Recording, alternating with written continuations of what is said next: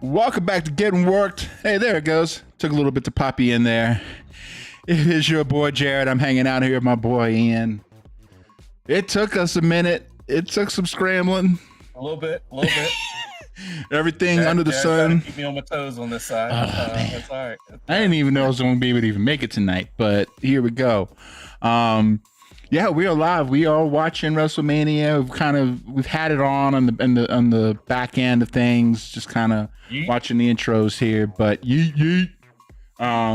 but then just trying to get everything going for the stream. We should be live on both Twitch and YouTube on our respective channels. Check it out. Getting Worked Pod, Getting Worked Podcast, Getting Worked Pod.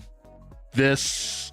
All the pods, all the things, all the getting works. Yes, all of those. Now, so Gunther's getting worked as he got tossed out the ring. Yes, he did. Yes, he did. See, one thing's in. So for folks who I'm sure if you're watching it, we're doing a kind of a quote unquote watch along, for Wrestlemania, which means we're watching it, you're watching it, you won't be watching it here. We like to keep our channel alive. Yeah, I know. How many strikes can you get? Yeah, exactly. Let's find out. We'll find out at the end of the night when Jared decides to stream live. Let's not do that this time. Let's just not do that. Actually, I've got it to where, it would take a lot more effort on my end than last time for me to make that mistake. So I should be good. You kind of set yourself up to where oh, wait a minute, I got to click more things this time to make that happen instead of, Anyway, putting it on a screen and turning on the earphones and oh, no, wait a second. It's not what I meant to do. That's the thing. Yeah, look at that. So we're obviously we're watching WrestleMania. We've got Gunther and Jey Uso starting things off. One thing I will say, starting off too. Yeah. I mean, actually starting off, which completely goes into my my theories here. Usually you try to have a wrestler go early who's gonna be on the show later. Just saying. Oh, sure. It's hard to say. One thing that they were saying was that they really set the announcers really set Jey up as the underdog. They're saying he's 0-6 in world heavyweight matches, or was it that world heavyweight, or was it WrestleMania? Either way, and they were saying that he was 0-3 against Gunther. He's 0-3 against Gunther. He can't be. He's definitely not owing anything at WrestleMania because he's won tag championship. So it must be the world championship. Hey, what's up, Tony? I'm voting for I'm voting for Jey. I mean, now are you? Yeah, I mean, straight up? Straight up? Straight up. No interference, just straight up. Me and you, mano a mano. Sure. I hope it's straight up. Let me put it that way. I didn't sound as confident the second time. No, because and so Tony's saying thinking that Gunther's going to win. See, I think it's Jey's time, and Ian and I talked about this before, and I can't remember if it was on stream or off stream, but right. The one thing that I really see about Jey here is that Jey needs to get his flowers, and he needs to get them soon.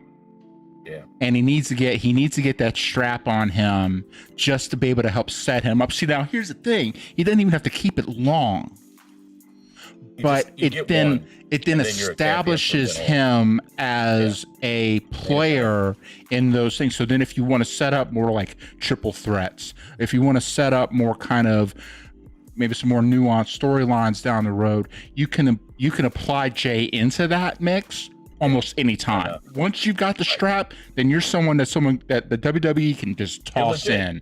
You're a legitimate threat to winning whatever match you're in. And you did it at WrestleMania. Forget about it, man. I mean, like, you're really kind of helping to set him up as a legitimate player. And I think Jay's due. Jay's long due. So that's kind of where I'm coming from with it. But I feel you, Tony. It could go either way.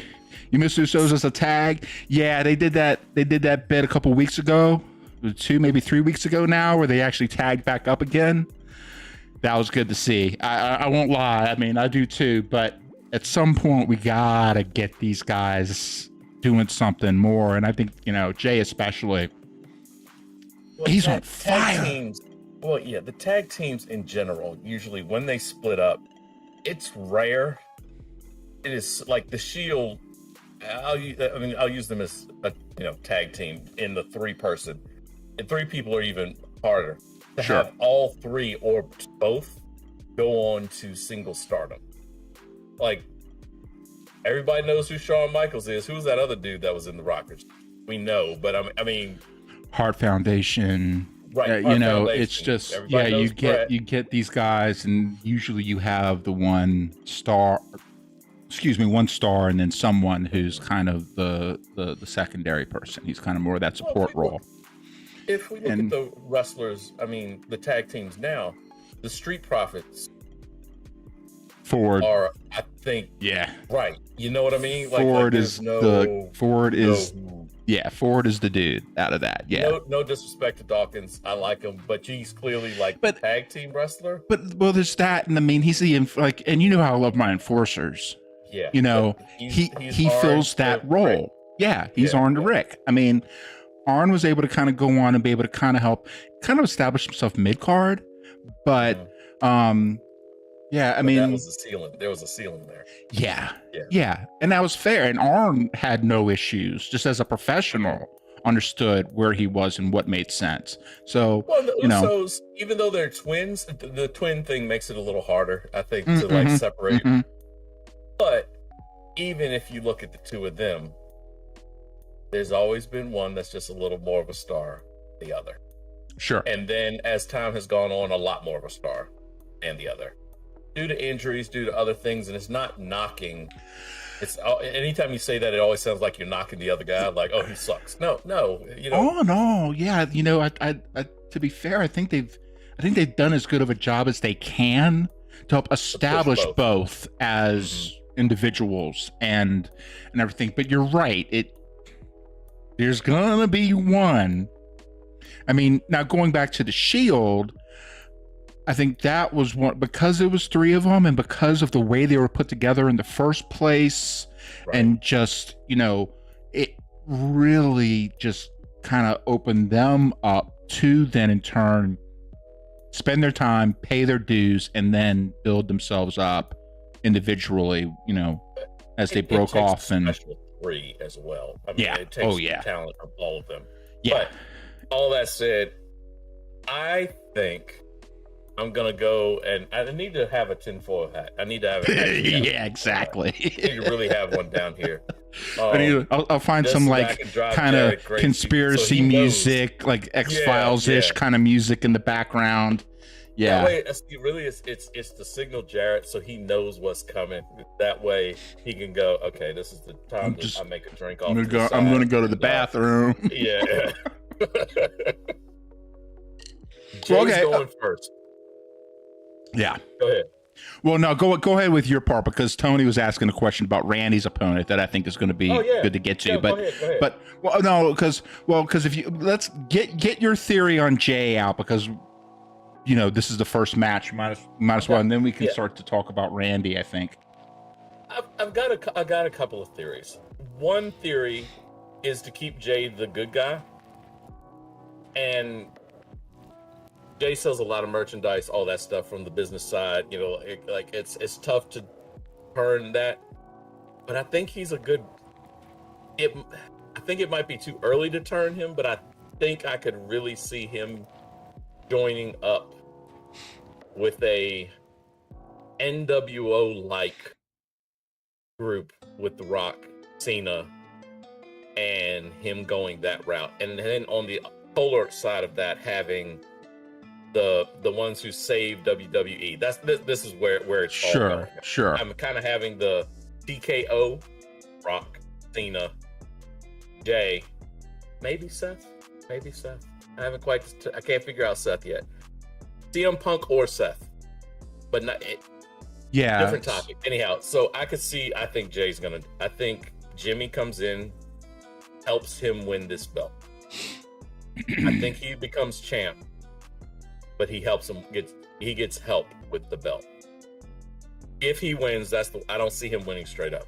Like unsolicited help. I could see it being kind of like I didn't want you to help me.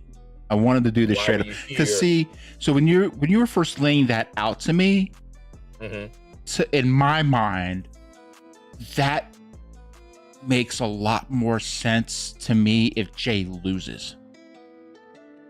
And it's you need us, kid. You can't do this on your own kind of story. And then building him up there and then have him win from that perspective. And then he's in a situation where he's having to then in turn face the fact, kind of what you were talking about with Jimmy, but bringing in the TKO side of it more after the fact and saying, you need us. You can't do it on your own. See, I don't know if you do it that way. Here's the reason I go against that. They've already made Jay. That's a similar storyline to the Bloodline. Okay. I mean? That's a really similar storyline. See, I wasn't quite watching. I had a gap in between where I wasn't watching the stuff as much. And so I kind of lost on the in between when Sokoa came in and had the necklace and everything. I kind of before that. Even before that. So if you go back to like early Bloodline, Jay's rise was Roman was at the right. top. Yeah. And Roman was that dude, right? And Jay, one day you'll take over for me, but you're not ready yet. I am that dude. And sure, because he had and Roman had the belt. And so, and really, Rock's issue is still with Roman, and so Roman and Rock have to stand on opposite sides. And that aligns with. Okay, now I'm kind of thinking through the angles here. Not so much conspiracy, just trying to think about it from just writing an angle, writing a program, right? Okay, that would align with what The Rock tried to do with Cody. Cody had the belt. Rock comes in saying, I want you to be my champion. I want your soul. Cody said no. Weird way to say that.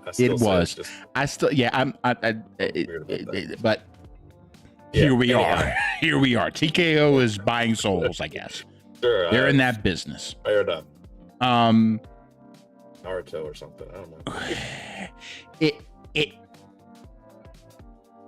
then in turn, okay, I'm not mad at it. It then in turn kind of mirrors that. But Jay says yes. As in, I think he's already. They're gonna let him do his thing. Jimmy comes out. Jimmy helps him. A few weeks. They may not let everybody know really what's happening tonight or tomorrow night. It'd be tomorrow night where you would, if you found out. But I don't think there's too much good story there to kind of drag out for a few weeks.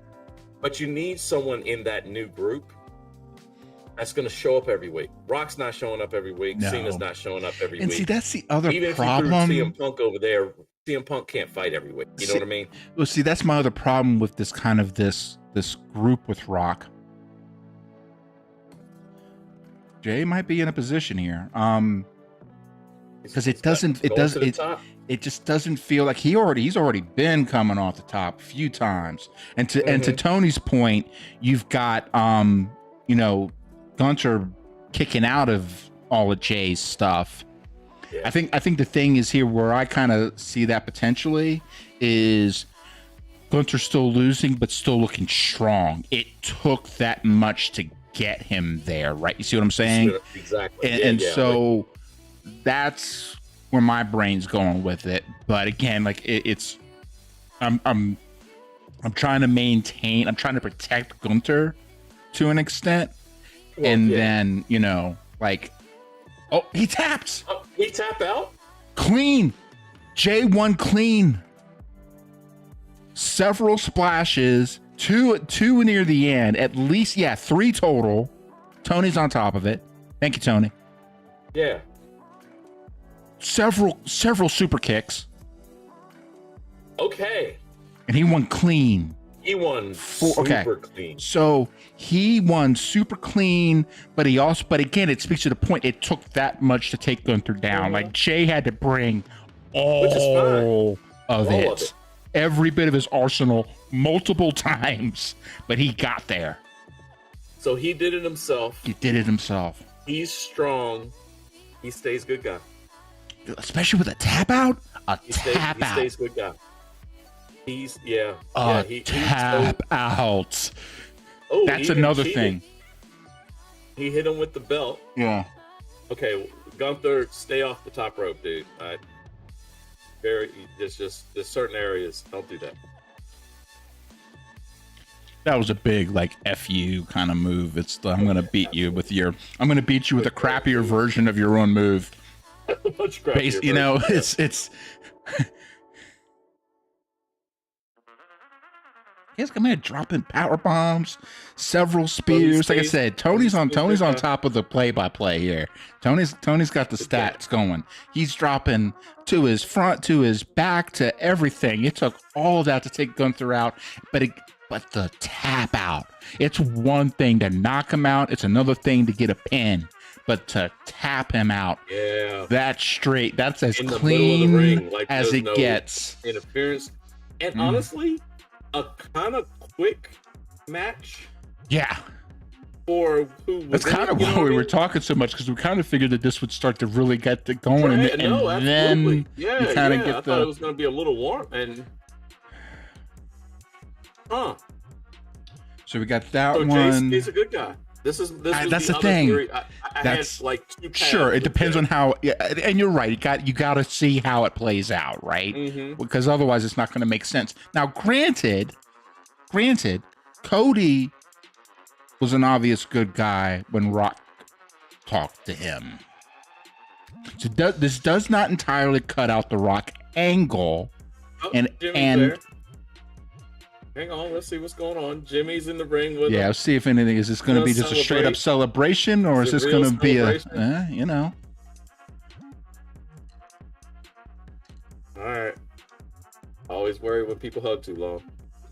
It's like, yeah, we wait for it, and then a kick.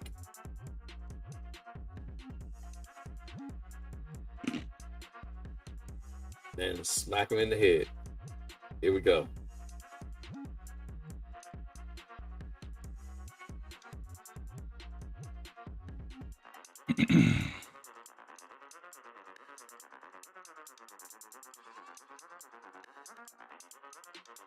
Especially him coming in with the all black sweatshirt. Okay, you saw that too. I was all just the. That's always what he's wearing. He always wears it over, and he just shows up.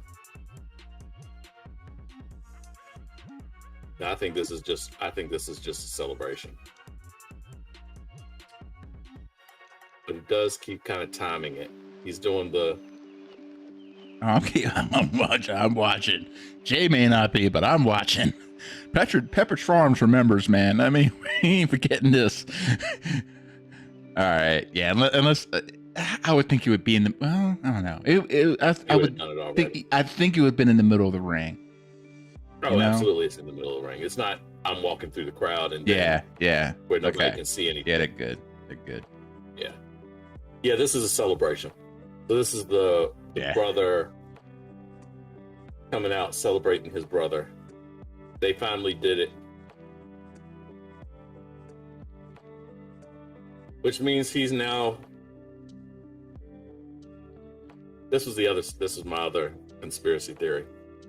He's the face. He's the This is a kind of a jump way back. Not saying the same type of wrestler or anything like that by any stretch. Mhm. But NWO, going with that logic still, thought pattern, TKO, Rock, all that becomes that, force. You need the face on the other side that's a true face, the hero of heroes. Yeah. And that's not Cody. Cody's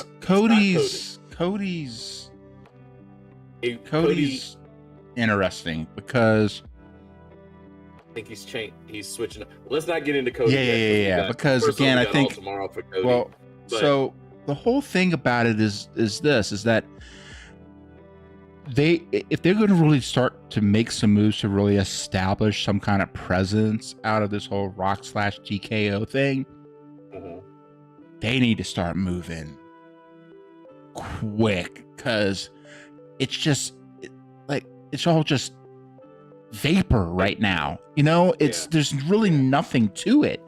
And so I think that, they really want to start kind of pulling in people together to really kind of sort of, maybe they tried to take a different route. Okay, Rock's like, okay, I try to play nice. I try to go through all this, with Cody. Maybe I'll try a different tack. As much as I hate it, but maybe it's something where they could bring in someone who everyone in their right mind should hate the guts of. Logan Paul. He would fit the role. Again, you need someone. Opportunist. If he gets a win on AJ this weekend, you need somebody over there though that is going to show up every week. Here's the problem. Logan's got have a face guy, right? Yeah. Like a guy that's there, the presence every week. That's why I was at first thinking Seth. Seth was like a natural person to go over there.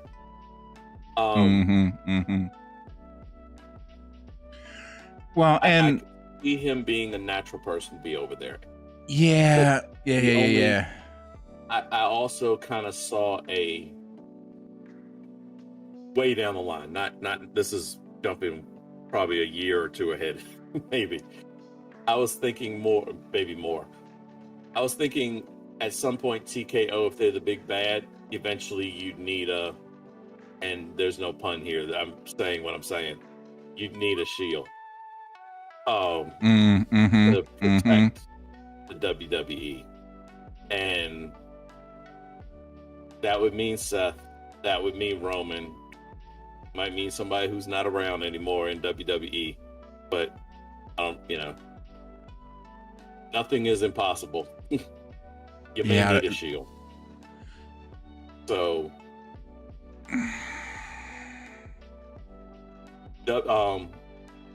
Triple H being the face of WWE, the old school, the WCW back in the day, where WCW need to have that face, and so Triple H is the guy that's the face of that, and it's him versus Rock, but not him versus Rock per se, just group versus group. Triple H has connections with hey, George Kittle down in a beer. He has history with the Shield. Yeah. So the thing about that, the thing about the whole that Allegiant Stadium thing. It looks like a goddamn like conference puck you'd have like attached to your computer. No, I'm not like a speaker puck like you'd have like in a conference room. Yeah. Because the thing in the middle and the way it goes around, it looks like a freaking like. Yeah, it does. It really does. Now you said that, I'm like, oh yeah, I see it now. Well, yeah, because Vegas has, I guess, the Polycom speaker on one side and a pool ball on the other with the spear.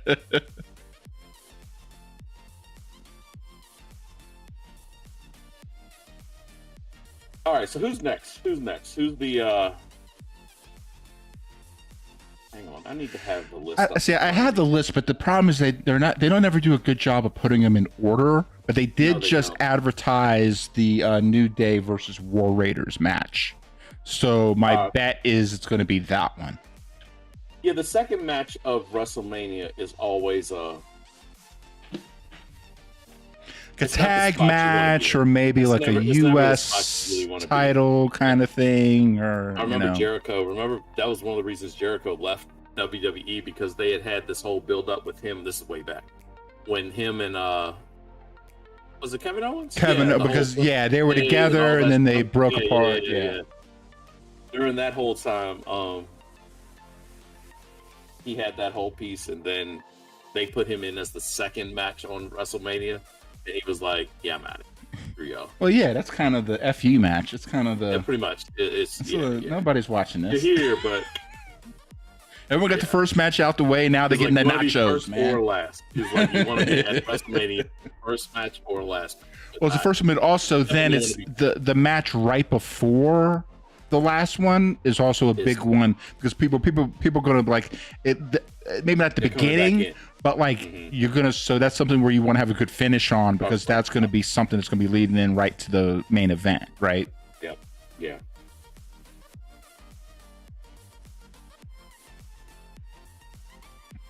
Big E to return as a wrestler. See, I'm still not clear on his full like medical like situation right now. Like what Who was this? Big E. Oh yeah. Yeah, I thought he was.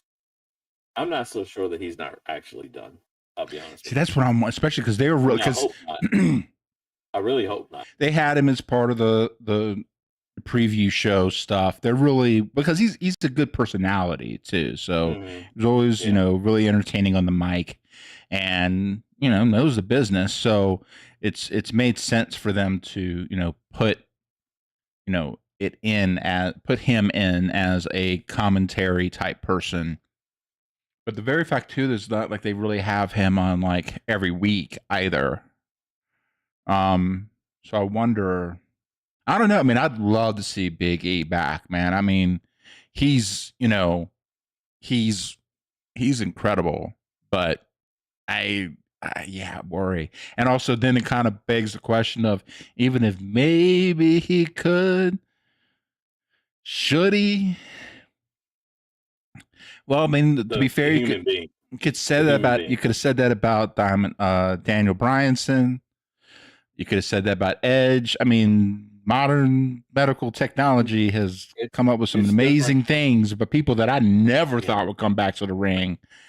That's what Edge and Daniel Bryanson had. They had serious neck injury. For sure. Edge was also out 10 years. Like, as much as we talk about it, it's great that he's back. Oh, I know. That's what's so crazy. He was out 10 years. Don't make me go around, make me feel old, man. I ain't trying to have this. Like, I forget how long he was out, to be honest with you. I got it.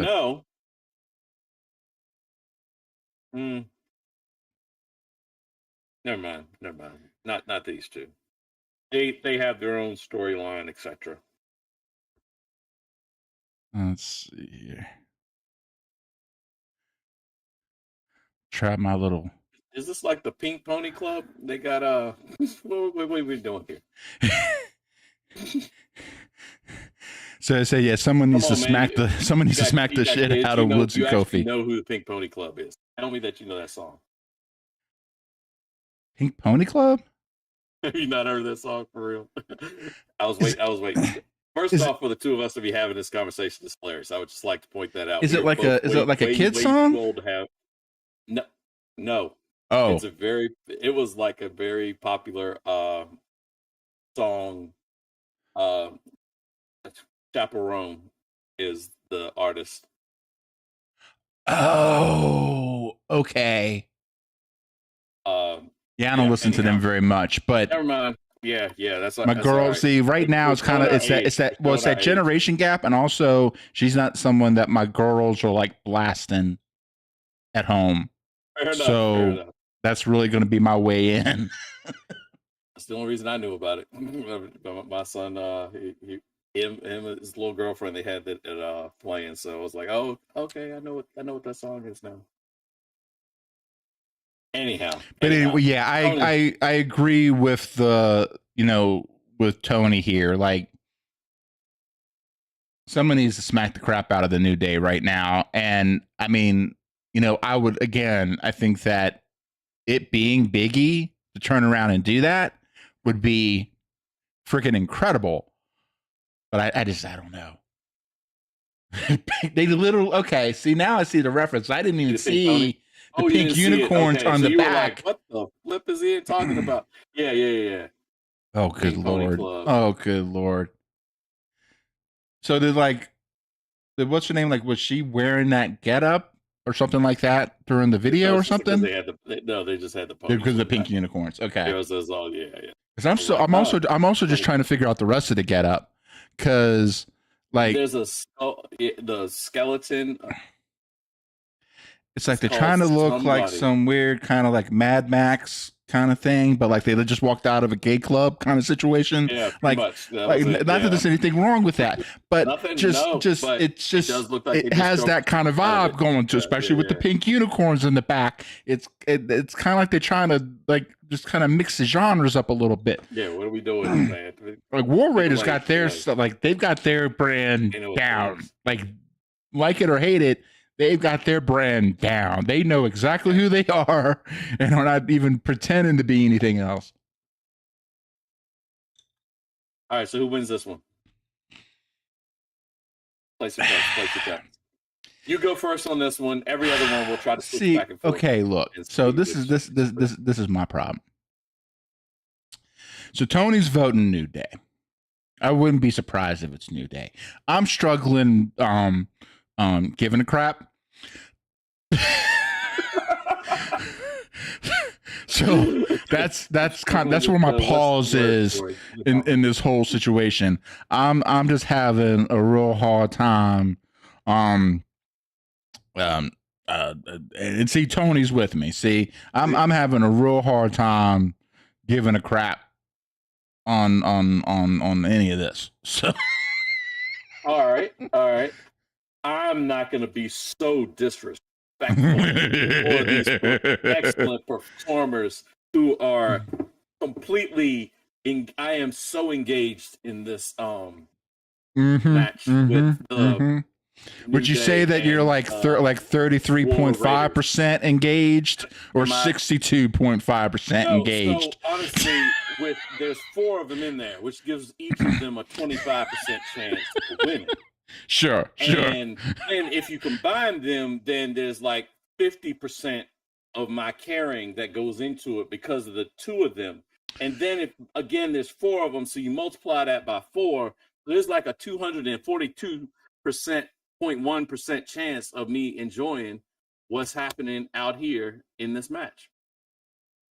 Solid math. I hear you. Yeah. Yep. I got it. Sure. For those who are wondering if I have to figure that on mine, first off, yes. But secondly, you have to go out and check out the promo that Braun Breaker put out. A certain Braun Breaker went with. Was it yesterday or today? I think it was yesterday. Tony's saying if I was there, I'd be getting snacks right now.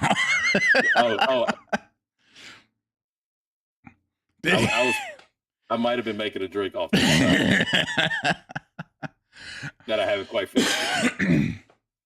And by making a drink, I mean, of course, just Coca-Cola. Yeah, sure. Who is not sponsoring this, by the way?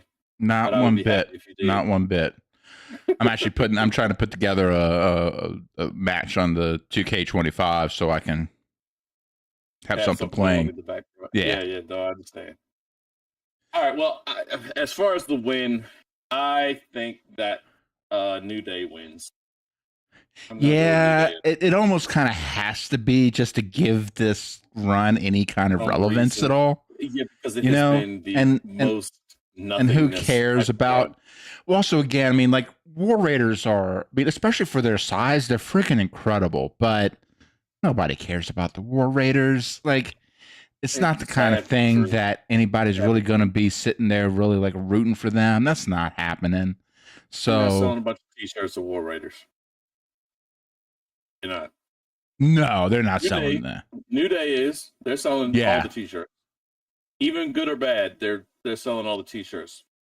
Possibly to the Pink Pony Club, which is what they were representing in this one. But they've also been kind of irrelevant for They're a good kind of just beat them down type of tag team, you know. Man, first of all, let me say this because I'm looking through this. They don't even like, and I still see a lot of like locked characters. They got like 500 billion characters in this game. Which one? What are you playing? I'm putting in the 2K25 WWE game.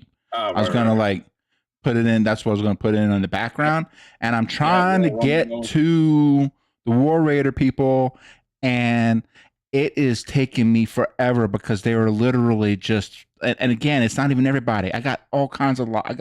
This game's got 5 billion people in it. What you're saying is, even in the video game, the War Raiders are not.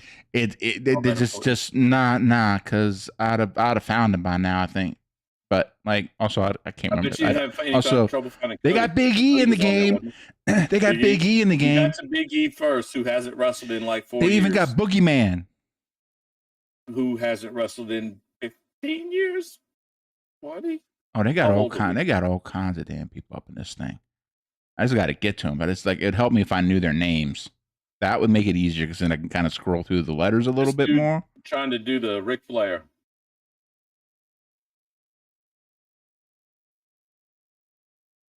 Eric and Ivar. See, Tony's on point, man. Yep.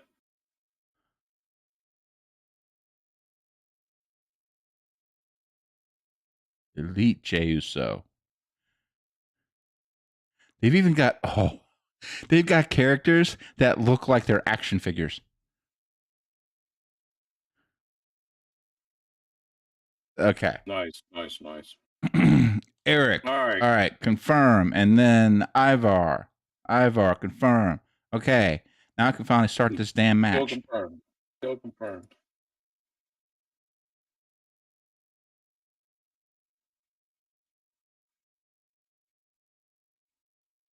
Now I hope this thing. I need to get to her to let me. I like on WrestleMania weekend, we have flashes of Great American Bash and NXT in the background. Oh yeah.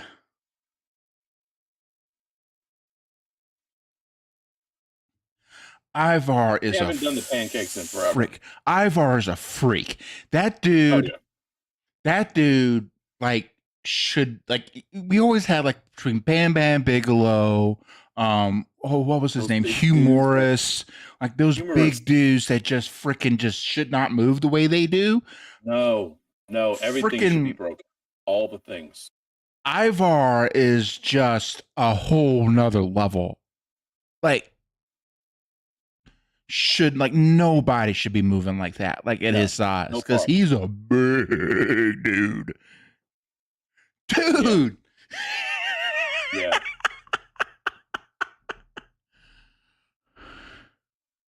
He is in it for a good time, but he may not be in it for a long time. Right. Yeah. Dude ain't gonna be walking when he's 60. Yeah. Because I could imagine. Yeah, you have to be. Ian can tell y'all. I'm a big dude, but Ivar makes me look tiny. Yeah. And I can't do half that stuff. A younger version of you, man. You would have been able to do some of this. I'd have broken my hip. Well, possibly. Pre-knee injuries. Pre-knee injuries. But see, I wasn't as big then either. I was closer to Eric at that point. Maybe taller, but, more his build, My build was always about what Kofi was. Until now. Now I'm not. And I'm not built like that anymore. That is well, see, I think like if we were like the closest tag team we look like right now is the Dudley Boys.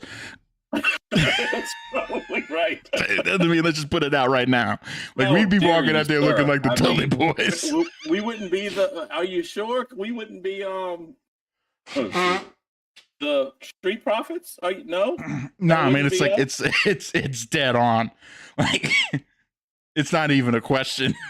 One white guy, one black guy. The way we're built right now, we'd be walking out like the Dudley Boys. Fair enough. True. It's I gotta lay it straight for the people, man. I can't, dude. Yeah. Good statement. I know I keep saying this, but Ivar's a damn freak. Like, how? Every time I turn around and I look, I see him doing something stupid. That makes no like sense. As in stupid as like, no, you should never do that, man. So super quick. This is off topic, but sort of on topic for what we were talking about earlier. When they do the pan out, show the crowd type of thing, does it look empty to you? Granted, I understand that. I mean, if you look at it right now, I mean, it looks close. I mean, if I paid for well, those even seats, I'm not ever moving. So, like, even like right now, where I'm looking at it, like when you look back, I mean, they could be putting some cardboard cutouts out there, and I wouldn't know the difference. But it looks pretty full. I mean, watch when they do the really wide angle. And again, if there were, as Tony correctly pointed out, this is where you go get snacks. This is that match you went. Well, exactly, and so there could be very much. They're in the bathroom and getting snacks right now. And I think that's the thing. It's like, I think if you saw the pan out during the first match, you see some of this. But I think all in all, I mean, it looks pretty good, especially because if you look way up in the nosebleeds, man, they got. Yeah, I guess fair enough. And it may just be the way. Now, one angle of it too, you also got you say about 75%. Okay, Tony, like I said, Tony's been the one paying attention to this stuff. Yeah. He's actually watching the damn thing 100%. Yeah, exactly. Like you should be. Thank you, Tony. Thank you, Tony. We need you, Tony. We need you, Tony. Holy.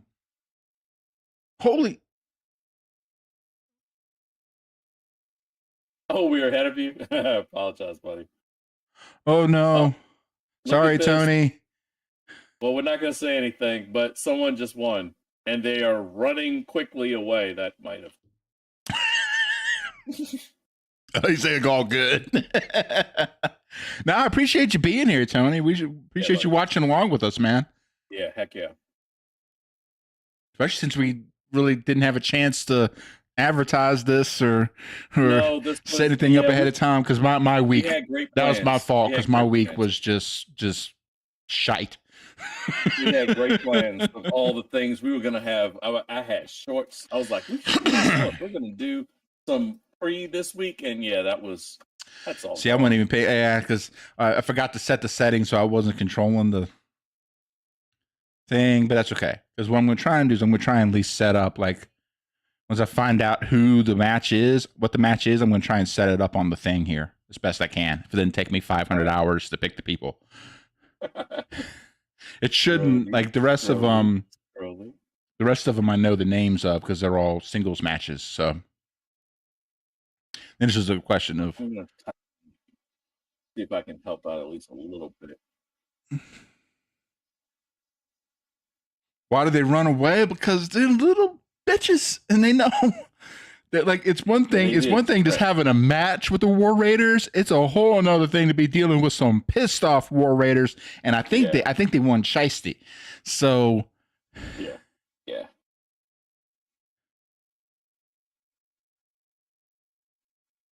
All right, so I have a question. Is this tomorrow night? If so, I'll still do the short at some point. When is the Naomi? That's tonight. Naomi. When is the not Naomi? When is the Bianca and Rhea? That's tomorrow. And that's tomorrow. That's the triple threat tomorrow. Gotcha. At least it's saying. At least really looking forward to that. At least what I'm looking at now, Tony. You might be getting. Tony's saying tonight you might be getting some different info. I'm looking at a posting that had it set up for tomorrow night, but there has been some, like, because there was some craziness with Kevin Owens went out, right? So now, and like he was one of, because that was the question that Tony put in before about, what do we think is going to be Randy's, right? But then also Rey Mysterio Jr.'s out tonight. And so Rey Fenix is going to fill in for him. So that might be an upgrade. Maybe because Phoenix, disrespect to but I mean, come on, Ray's been doing this for several minutes now, and Rey Fenix is just insane. To be fair, I'm not so sure. I mean, I think Rey is legit hurt. I don't mean it that way, but no, yeah. I'm not so sure that Rey, like the human being, like the person, isn't. Like, you know what? I'm a little dinged up. I could go. This is your time. Like, this is sure. Rey is very much that guy that would do that. You know what I mean? He doesn't need it. He's made. He doesn't need it. So we got kids out there. He's got We got Jelly Roll. We got Kay from Saturday Night Live. We got the first person. I didn't see them. See, Tony's helping us run this damn show tonight. Good Lord. Okay, we got Phoenix and El Grande. We got Jade and Naomi. We got LA Knight versus Jacob Fatu for the U.S. Championship. We got Tiffany Stratton, good Lord, versus Charlotte. And then we got CM Punk versus Roman Reigns and Seth Rollins. So, okay. Right. So then that means that the Io Sky, Rhea Ripley, and Bianca Belair is going to be tomorrow night. Okay. And okay. Because they're showing Jade and Naomi right now. That makes okay. They're showing Jade and Naomi right now. So they're gonna first off, July 2nd. Is this another Jurassic Park? Yeah, Jurassic Park World. Yeah. Yeah, Jelly Roll lost some weight. Yeah, he has. Good for him. See, I wish that they would let me run it so I could just have the computer fight the computer so I don't have to actually control anything, because that's going to mess with my plans here. Do that? No, at least, well, let me look, but it's again, I just downloaded this game, so I'm trying to figure out all the different stuff. But it doesn't look like I have a way of setting up it so I could just have the computers fight each other, which is kind of what I wanted to do. I just wanted to run in the background. Have it running, yeah. Okay, I mean, that may not work because it you can won't always let do me a Royal Rumble like just everybody in there. Can I be the referee? Oh, I can be the referee. Yeah. I can be the special guest referee. It makes sense for this. Cora Jade's going to be the referee. That's going to be me. And then we're doing Jade Cargill and Naomi. Okay. Jade's before. So since before they come on, and so that I can stop looking at this commercial that has food on it that looks really good. Who do you think wins this match? Well, not even who wins. Let's not talk about who wins. Let's talk about the story, right? So the story for this one is Jade got jumped. It was Naomi, and it all comes down to, was Bianca in on it?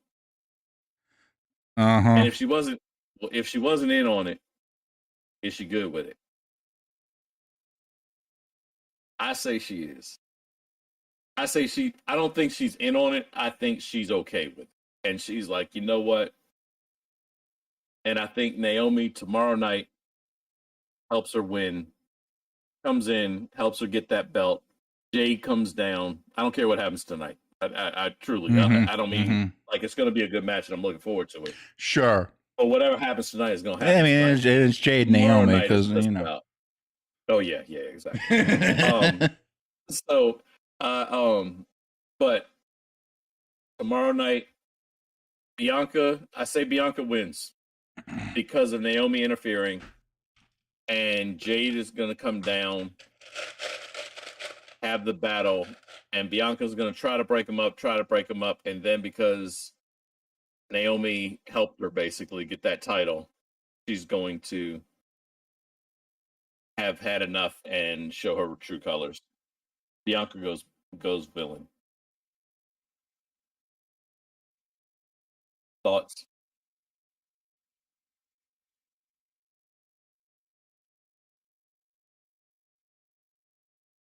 I don't hate the story. I'm trying to think about it more from the like standpoint of like percent like confidence like confidence level like what like Yeah. I don't hate the story. My confidence level on that I would say is about 45%. Like actually happening. Usually your confidence levels with my insane theories are a lot lower than that. So I'm trying to be. We'll see again. So like part of that, like I'm not as invested. Sure. I know. So like, and you're right, Tony. Jade would have eventually turned on it. Yeah. Jade could get the singles push. Jade by herself is she's a walking star. You see it. I don't know about her mic skills, but that's okay. You get her handler. Somebody that can talk for her. It's okay. That's not a big deal. See. Yeah. Tony knows what's up. Oh, Tony wrong. Tony knows what's up. We're talking about something totally different then. We're talking. Yeah. I'm talking about the assets she brings to be able to assist with her aptitude in the ring. That's what I'm talking. I don't know what you're talking about. I don't know what you're referring to. But when it comes to mommy, there's a lot of she brings a lot of assets to help assist her in the ring.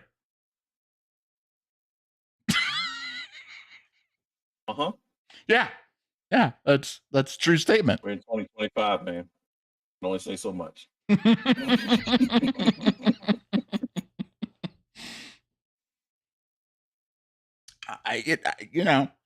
Stop me when I'm telling lies.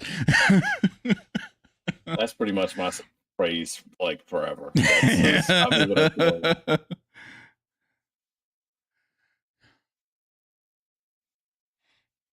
Who do you have in this match on the screen? Oh, so I set them up as me as the special referee, but it's Jade Naomi. This is the only way I could get the wrestlers to just wrestle each other as a computer. Oh, okay. So I just picked the first female that I could find.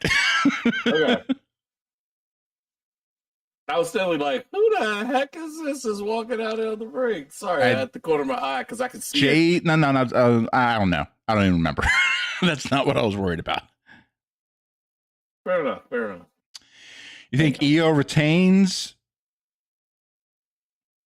So he's hoping that Mommy wins, but Io retains due to damage control. See, now this could play into your original thing with Jay, where maybe then it's a situation of an unsolicited assist.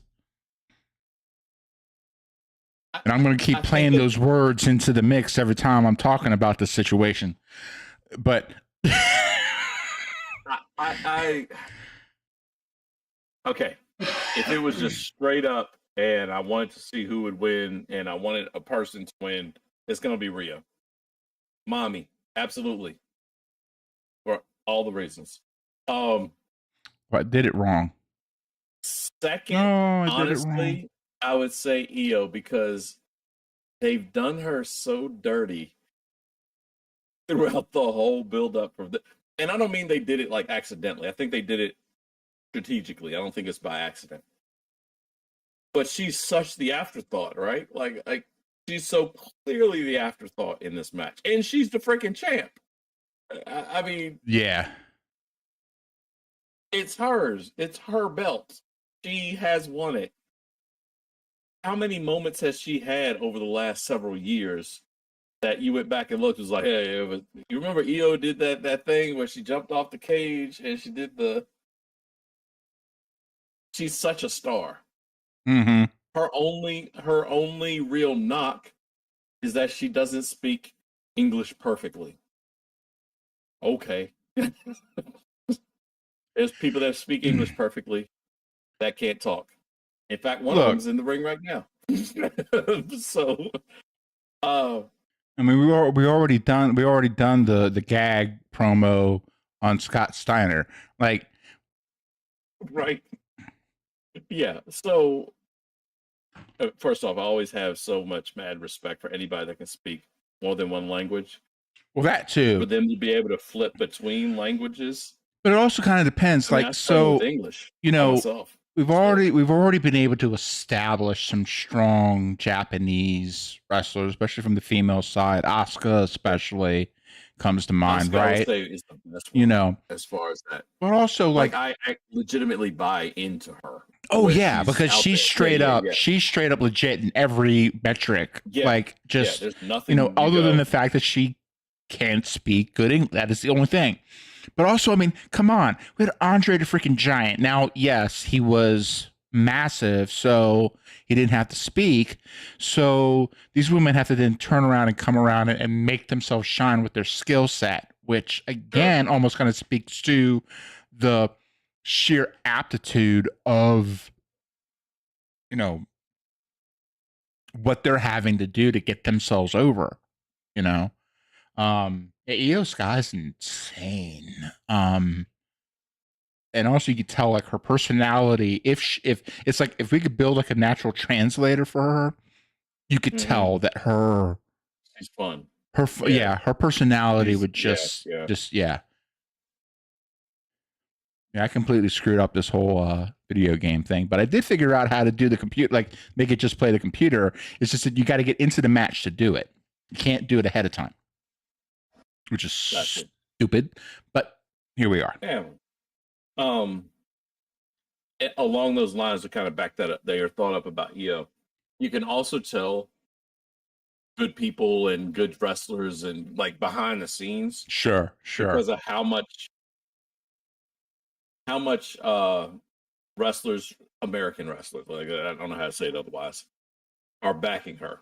You know what I mean? Like they are so happy when she does something. Yeah. You can see it on their face, even though I know it's, scripted and all that stuff. You can see it even on the bad, the heels faces and there's stuff. there's certain things you just can't fake, and there's certain kind of just natural reactions to things you just can't fake. You can tell everybody loves Io. Drawn to her. Yeah. Everybody loves Io. Yeah. And I mean, hey, speaking of assets, hey,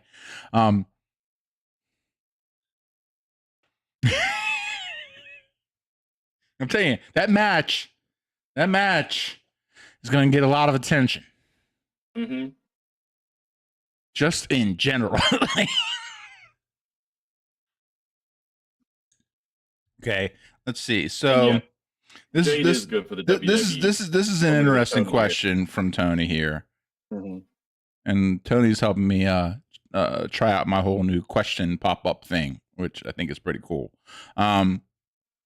So yeah, is Jay too good for WWE? Like, as in, like, she thinks she's too good for the WWE? As in, do you mean like she should go and play Storm in X-Men that's coming up? Is that what you mean? Oh. I'll wait while I watch Jared get triggered off of what I said intentionally. Yeah. Looks wise, no problem. The thing is, what they need to do is to be able to figure out how to do Halle Berry, do the voiceover for Jade, because I don't think she can act that well. We don't know. You never. I mean, she doesn't. Fair enough. I haven't seen it. Where I have takes, it's a lot different if I have takes than if I have to do it live. Well, but that can only take you but so far, because there is sort of that. I'd almost rather see her do enough stuff like before that to get her acting chops developed, because Storm's one of those characters where you need to have someone who can have that, not just the physical presence, but the acting presence. Because she's a queen. Yeah, she's a super important character, like super important. Like you don't want to mess. Put it this way: even if you make her screen time like minimal, you don't want to f that up. You know what I mean? Not the Storm. You'll mess up everything. But looks wise, oh hell yeah! I mean, she would make an incredible, like just African queen. They worshipped her as a god. Yes, that's why I was like, she had tribes in Africa, and straight up storyline. They had tribes in Africa that worshipped her as a goddess of the storm. And so, looks wise, absolutely. Hell, you were like, I mean, looks wise, I mean, it wouldn't fit story wise, but like I think physically, like she would make a great Wonder Woman, except for the fact that Wonder Woman is tied to Greek mythology. Sure. Now, granted, yeah, no, that doesn't mean you put a straight up white girl in that role either. Fair enough. You put someone who looks Greek if you really want to be legit, right? You know, but like Tony's Nia Jax, she'd be winning every week because of her size and power. But yeah, Jade, if you put them in the real fight, Jade and Nia, and Jade won, you go, yeah, okay, I can see that. Oh, absolutely, yeah. If you put Nia and Liv Morgan in a fight in real life, no one's really buying the second one winning. No. Don't get me wrong, I am always appreciative. Well, that's where you'd have to almost kind of play kind of a Ray versus Big Show type of.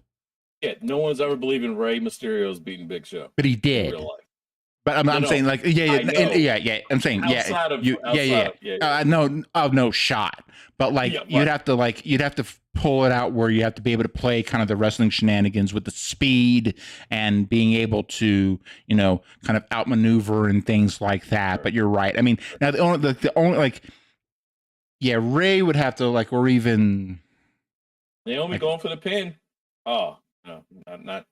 The problem she had done a little bounce off the ropes. The problem with Liv is that, well, there's moments where they actually she does some pretty interesting stuff in the ring.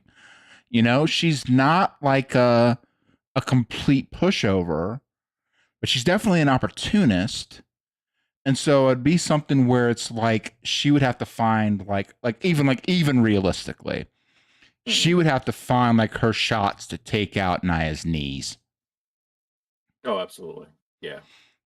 Oh, see now, so Tony, you've just made yourself like my favorite person, because don't even get me started on Alexa Bliss.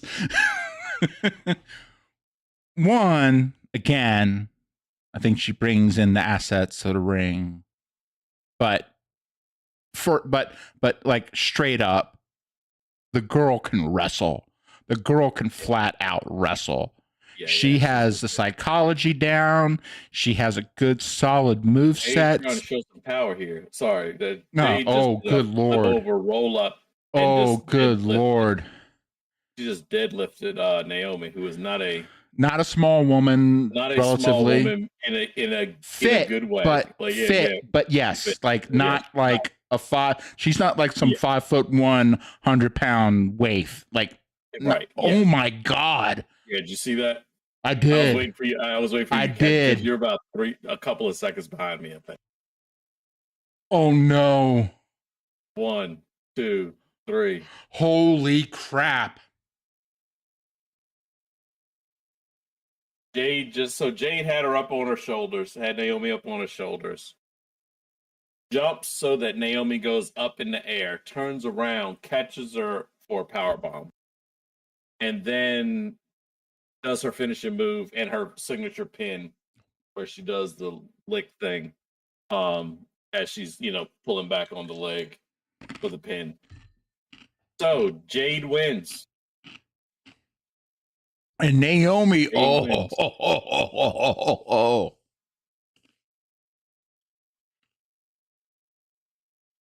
It's not like Naomi didn't put her through it. No, Naomi put up a good fight. That was actually I want to go back and watch that one because I think that match it was actually good. might be the sleeper. That might be the sleeper. That was a really good match. That might be the one match that. Yeah. This is one like I could have skipped the Roy Raiders, the previous match. I could have skipped War Raiders and New Day. Yeah, sure. Yeah, thank you. This one might be. This was a good match. This might be like vote first. Yeah. Man, women wrestling is getting so damn good. Like, and it has been for a very long time, but it's like now it's kind of like where you really start to see like women's matches much better than the men's now. Way better. Like straight up. Like so I was gonna say this on when we were talking about doing an earlier stream and stuff like that, or a short or something like that. Okay. The match that I'm most looking forward to is the one that everybody's looking forward to, right? With Cena, Cena, Cody. We want to know what Rock does, Sure. all that stuff. Sure. Maybe second is supposed to be like Roman and Cody. Oh, Roman and Seth and CM I think we're Punk. going to the same place. I'm not so sure it is for me. I'm saying I'm much more interested in the women's match. Io Sky, Rhea Ripley, Bianca Belair. That's number 2 for me. More. Like as far as like storyline wise, what it means, and kind of the different layers of the different programs that could be spun up from it. Sure, the Roman CM Punk Seth thing all day. Let's be real. It's gonna drive WWE. Period. For the next year. Yeah. Is that unreasonable to say? Maybe a couple of years? Possibly. What comes out of this? But as far as a match goes, a pure match, dude, because we were just giving Io Sky her flowers already. But then when you look and yeah, I make my jokes about Rhea and everything because she's mommy and all that. Fair enough. But the girl can goddamn work. She work her ass off. And Bianca Belair is no slouch at all. I think I think that could definitely be, as far as just a pure straight up incredible match to watch. That's incredible, but also I need to shout out my man Tony again because I agree. Tiffy time does need to be all the time, 100%. The only thing that I put Tiffy time second to is my girl Toni Storm on AEW. That and what's her name? Mariah May. May. Yeah, is likely going to the WWE. Mm-hmm. I need Toni Storm in the I need Toni Storm in the WWE. I just need I need her back. I need her back. But Mariah May's actually like Tiffany Stratton. Okay, she's great on the eyes. And for her, she's young. She's very young. She is young. I didn't realize just how young she was. She's green. Given how green she is, I'm very impressed. Like how early she is in. But Mariah May is a whole nother ball game. Because she can talk. She's got it all. She's got it all. So the guy, a male wrestler that's coming in, he usually, if he's big and strong, like looks the part, and he can't talk. Or, I hate to say it, but the dumb as a box of rocks type of deal. It's meathead. He looks the part, but that's the only thing. It's rare that you get the one that looks the part and can talk the part. right out the gate. I mean, like at 22, 3, 4. With the female wrestler, the women wrestlers, it's just factually speaking here. They're either hot, can wrestle, or can talk, but not necessarily all It's three. when you find that combination. That's where like where I say like a Rhea Ripley. And I mean, Right. and Rhea Ripley, like as far as like her hotness goes, that kind of starts to boil down to kind of a preference thing. Well, but you can't deny. After a while, you don't notice that. You can't. It's not a thing. You can't deny her presence. You can't deny her ability as a character. She demands a presence from the audience that goes beyond like her physical attractiveness. She's established herself to that point. Absolutely. It's now kind of an add-on to for like the guys or the girls that like her, you know? And but it's gone beyond that. And I think that Mariah's one of those women that can come in and she's going to be people, especially people that haven't seen her. They're going to be like, whoa. You're going to see the first thing. Oh, and then she's going to turn around and blow people's brains out. And then she's going to wrestle, and then she's going to talk. And everybody's going to go, oh, she's legit. The most important thing is that she's pretty. She's legit. That's third, like at best. Yeah, so it's so much more important, which is always impressive. I mean, the fact that we're sitting there talking about the next most important thing that we want to see. And we came up, at least me, I came up through the Attitude Era was my, it's not like I was born during that. I wasn't. But I mean, you had, that was like where everything is built. Came up in the 80s. I remember Sting when he was Surfer Sting. So, but all through that. So that's the background, which means that all of the background is related to, we know what women's wrestling at that point was and where things were. For us to be focused at the age that we are, to be focused on the storyline, like legitimately the storyline for the EO and Rhea and Bianca is, I'm like legitimately into that. And this is I'm not sitting there going, oh, this is the path that Trish Stratus and Lita especially laid out, and others too, but those are the first two definitely. Like you really look at like two top stars that were, attractive, but also brought it in the ring for what they were allowed to do. And then you saw the evolution there, where they were allowed to do more. Yeah, and then it was actually a storyline, and then we weren't just doing bra and panty matches. Yeah. I mean, I even remember back in the early, because people watching, I'm more of an old, like even further back in history. Okay, this is gonna be a match. Okay, so totally. But we're gonna make a major. There's no segue. Can happen. This match right here. Where we are. This match right here. Jacob Fatu just has entered the establishment. In a wolf match. Yeah, I mean, I'm sorry, the wolf mask. He's a Samoan werewolf, and L.A. Knight. Yeah. I gotta get my soundboard ready to go. I gotta get it like. Yeah, I can't honestly, Tony. I'll be honest with you. I don't know who wins on this one either. I would love to say I have stayed completely in tune with. No, it's. I actually have been watching this. I've actually been watching this storyline a little bit, and let me put it to this way. I'm indifferent in a good way, in the sense that I feel like I'd be satisfied as long as the match is like formatted the right, like and planned out the right way. I'd be fine if either one of them winning. I just want to make sure they don't do anybody dirty here. I want to make sure that they run this match and they run them out, because these two can go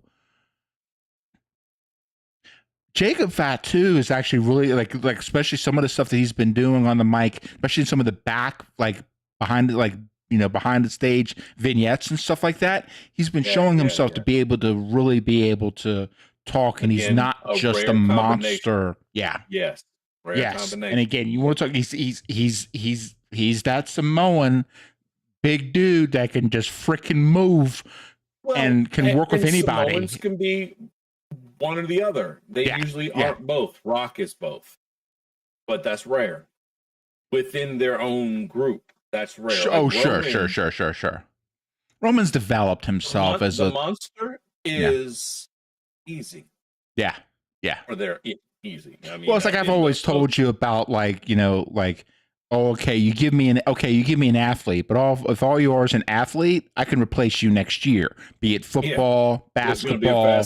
I'm sorry, but if all you are, if all it is that you're a good athlete and you don't bring anything else here, then I'm sorry, but I've got a whole selection of people coming in after you. Every year there's a newer, younger version of you. But wrestling's a little bit different in the sense that you can get away without talking if you can be that presence. I thought that was AI for me. I'll be honest with you. I thought that was an AI generated image. That is really. Yeah, that is really straight up. There's a car. Look at this. Look at this. Okay. I'm not mad at it. Is it Bugatti? I think so. I think so. LA Knight just coming out. You come down, and he pulled up and just come in and rolls down the window with the. See, this is why I love this dude. I've loved this dude for a long time, though. I love from TNA to NW, the new kind of revamp of the NWA. I've been since he was Eli Drake. Yeah. I've been a fan of this dude for a long time, and he just brings. He's like a D&D character if the charisma was set to 47. So he's a very talking about the old days. Hilarious. Old days. Now we talking about the Attitude Era, but the old days of the Attitude Era, he'd fit right in. Right? He would be right there. He'd be right there exactly as he should be. So he's a throwback. Yeah.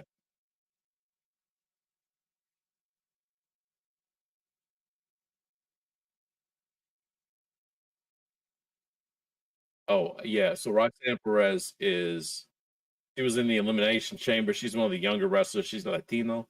You know what I'm talking about? Okay, all right, yeah. She's NXT mainly. I think she's on the main roster full time now. I can't remember if she's transitioned fully yet, but yeah. I am muted because I was blowing my nose and didn't want to blow it into the thing. Thank you. Nope.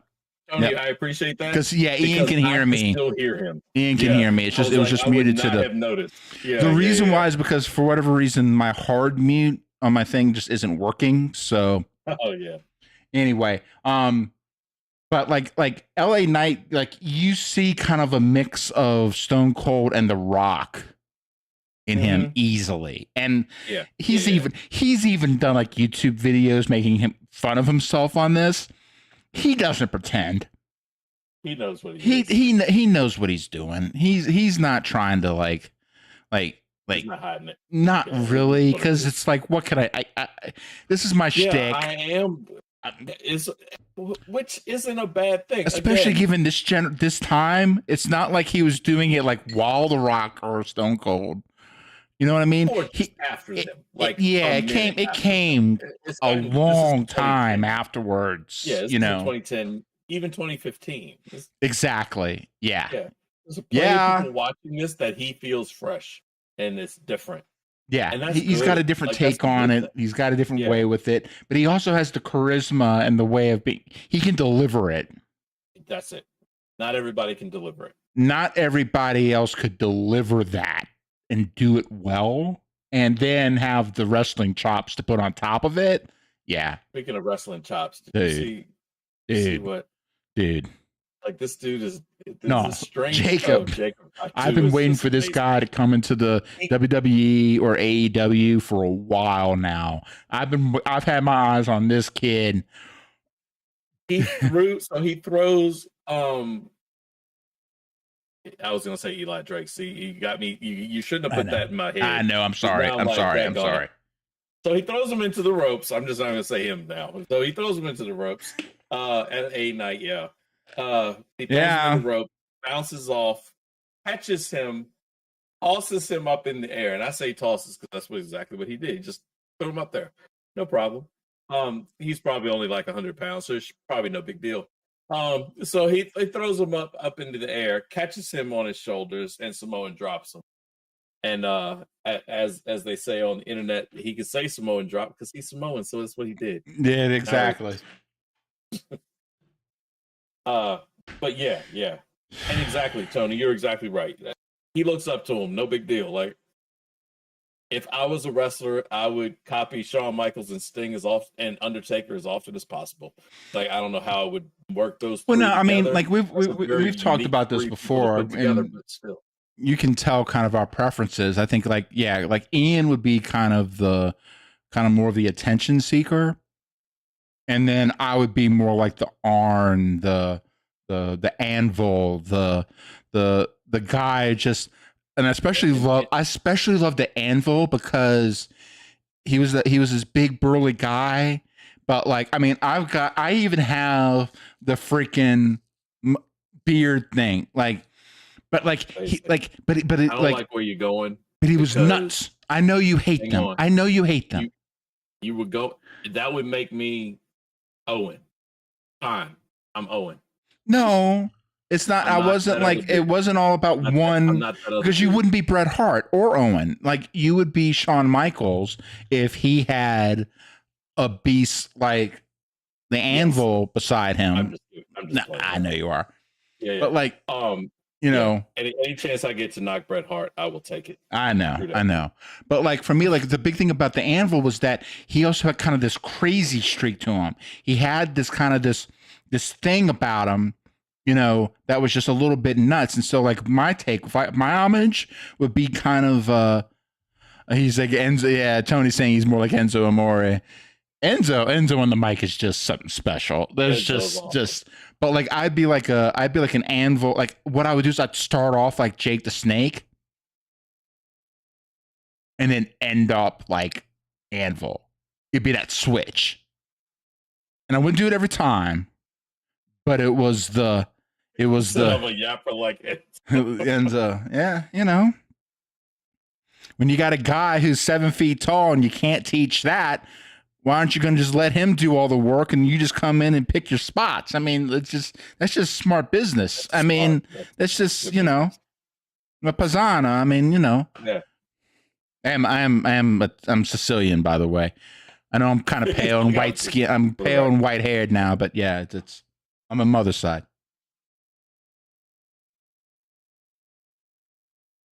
Like I say, yeah, it's just smart business. Oh, damn right, dude. That era of NXT was the shit. It was absolutely the best version of wrestling for a while. To be as far as wrestling available, especially in the US, NXT at that time, shit. Undisputed Era came in kind of later. I mean, how the Shield really, like the idea, like what became the Shield started in NXT.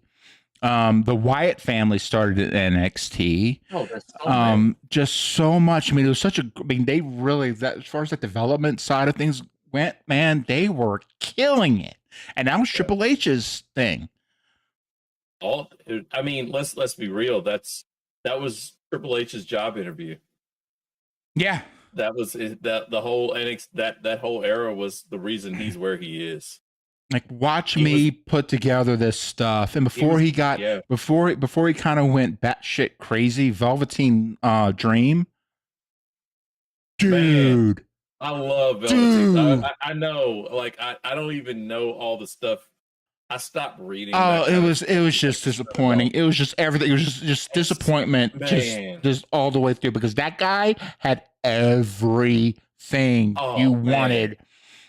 Because he was. Get your head together, man. Do whatever, fix whatever it was. And to be fair, to be 100% honest, don't remember exactly what it was, but whatever it was, if it's fixable, fix the hell out of it and get back. Because I think the problem was like the stuff that they were picking up on was more kind of the symptoms, not the problem. The problem was he kind of went batshit nuts, or started drinking, like started eating a little bit too much of his own sauce. Holy shit! Yeah, I saw that. Straight up belly to belly off the top rope, just almost got him. Oh yeah, and Tony for sure. You see Triple H, which is why I was talking about the storyline earlier, and I'll jump back and forth to it every so often. My deranged theory here, but I see Triple H. Triple H is that face that everybody knows, and everybody wants, and everybody likes for him, and he's the face of the WWE, like the face as far as like leadership and management and things like that. Sure. And it's because of he's put in the dues, he's done all the work, he's done everything else. So yeah.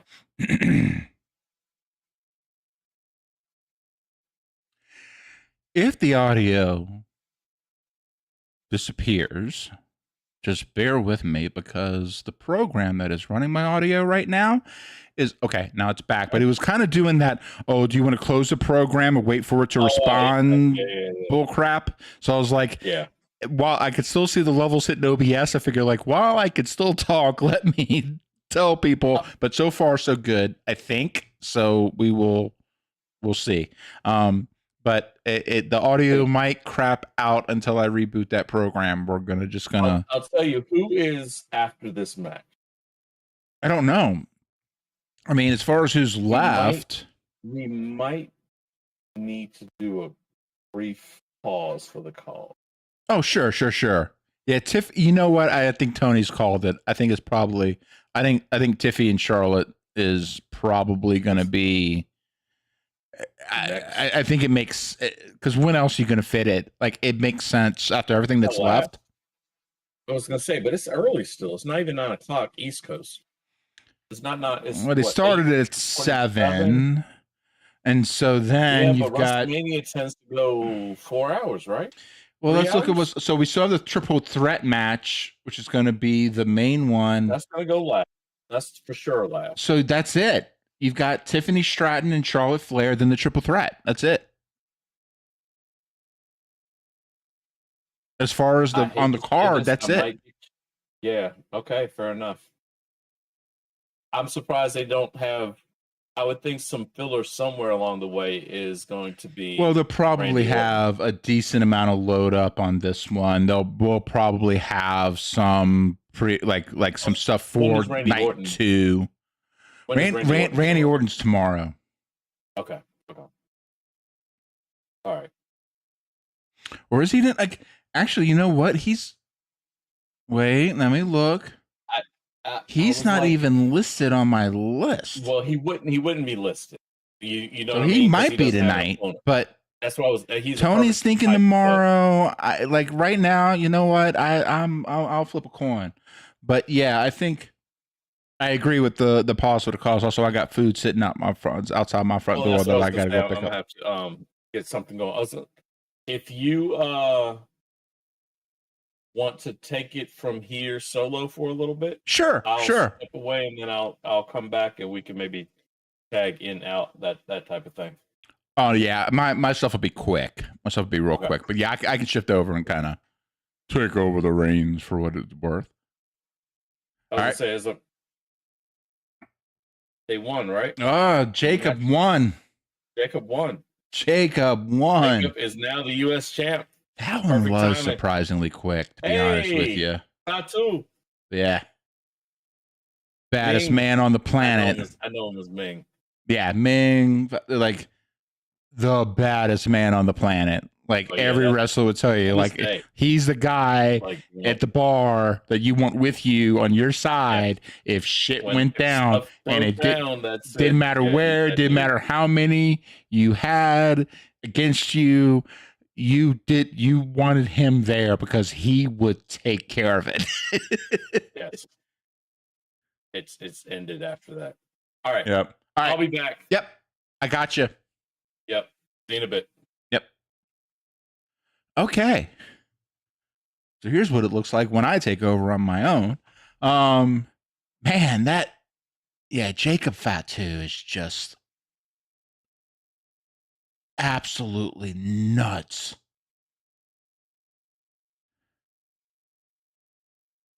Who would I see? So again, this is a good question, and I'm trying to think about who's left. Return of the Undertaker. Whew. Well, yeah, Taker is just, again, you're talking about, again, another freak of nature. Then you're talking about the Undertaker. I can never count him out, especially in a WrestleMania moment. But I'm trying to think about who's left on the roster that's not set for either. See, Sami Zayn could be an interesting match, but I don't know why that would fit. Uncle Howdy, we need to bring in the Wyatt Six into something because, good Lord, it's just, they've done nothing with the story here. They need to do something here. That could be a good way to introduce it back. I'm not mad at that one. Man.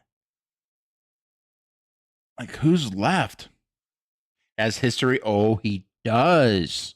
Especially during the kind of parts of the COVID era. So remember they had Bray and Cena, and then they had Bray and Roman, and then Bray and Randy.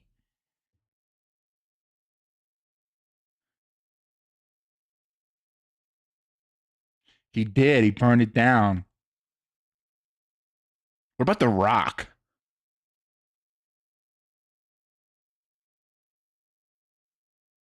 I mean, I'm just like, they're kind of having they kind of have to throw an audible here regardless.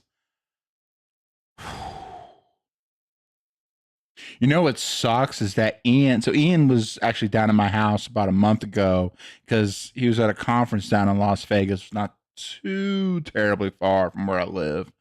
And so he was able to make it out this way. And we were wishing that if it was just a month later, 5 weeks later, we could have been in Vegas. A return of someone, I agree with that. I'm just trying to think, hey, Big E, it wouldn't make sense story-wise, but as far as coming back, that's what I'm saying. Who's due to return?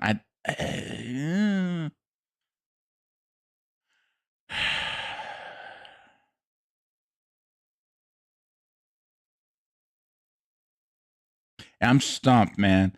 I mean, I could throw a million names out there, and I'm just not sure. Oh, I got this video game. Let me look through and see.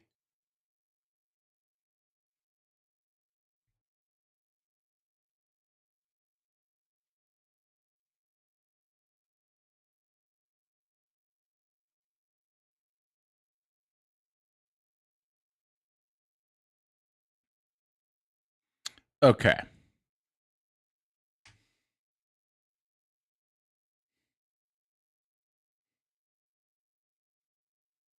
Cause oh man, so if I was gonna do just a straight up match, 1-on-1. So not Roman, right? Definitely not Rosie or I need to start up. Male wrestlers. Not Rob Van Dam.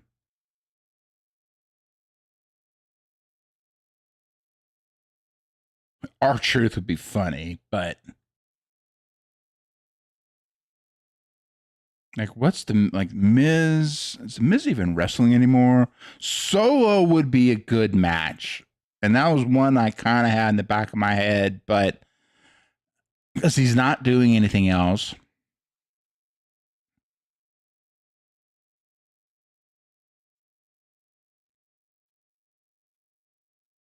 Like, who's left? Jimmy?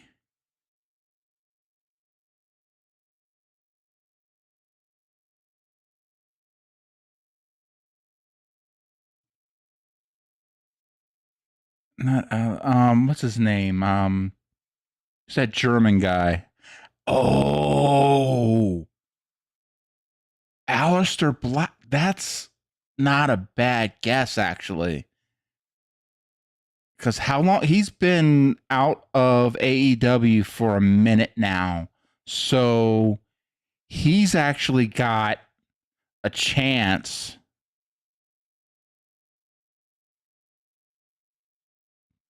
And it wouldn't be a terrible way to reintroduce him.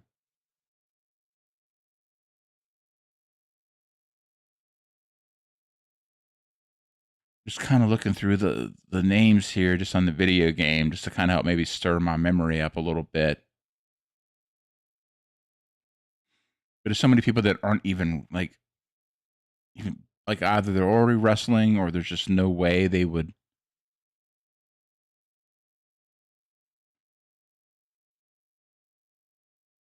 Jeff Hardy. Are they? Well, I think they're contracted with TNA, but WWE's working with TNA right now, so that's a possibility. Like Carlito would just be a joke. Joe Hendry.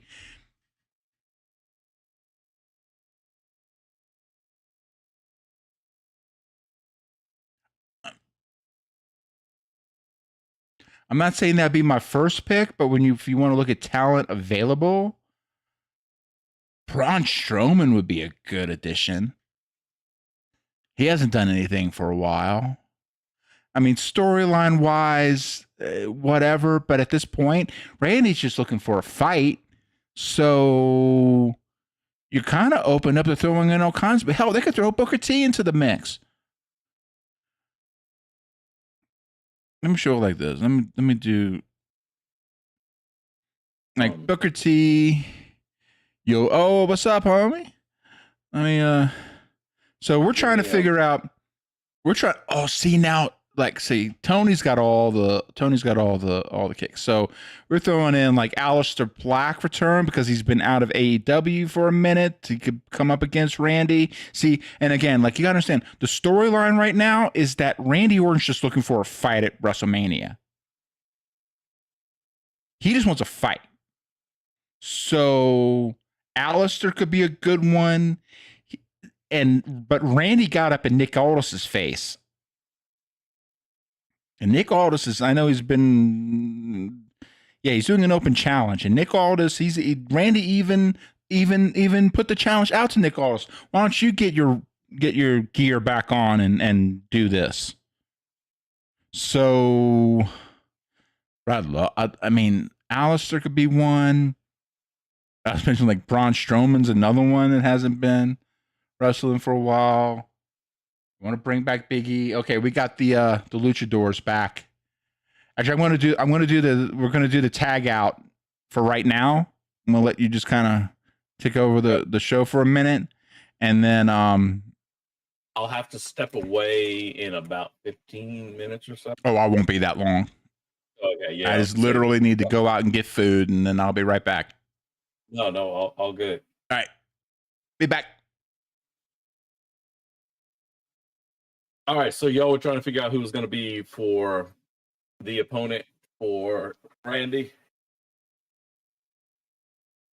I think Nick Aldis. He's the one that makes the most sense. I think anyone else, maybe Joe Hendry. I'm kind of scrolling back up. I think I like Alistair Black, and so because of that, I also don't think they bring him back just to like feed him to Randy. I don't think they have Randy lose. And so for that reason, I don't think you bring Alistair Black back to then just lose to Randy in a kind of a throwaway, hype match. Just tossing this out there right now. Who would be the best joke match? Discuss. The best joke match. I mean, anytime a joke match comes up, I think Gobbledygooker. So I'm gonna go him versus what was the dude that always popped from under the ring? Not it could be Boogeyman. Boogeyman versus the Gobbledygooker. There we go. Pop that.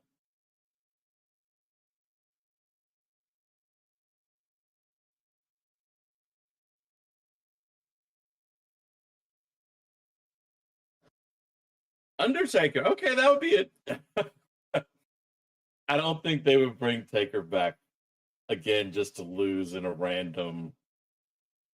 I mean, I'm always for Taker. If he can have Taker come out just as interest alone, and literally, he could just walk out and walk back. Like that didn't have to be anything else. That's it. That's have the Druids show up, have them coming out with the yeah.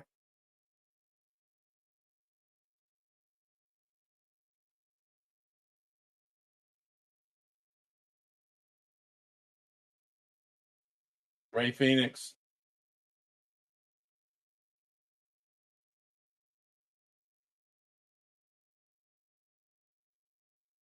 I had missed a couple of weeks. I didn't even realize he had officially come over. I had missed a couple of weeks from just with work and everything else. And last night I was sitting there watching. I'm like, wait, that's Ray.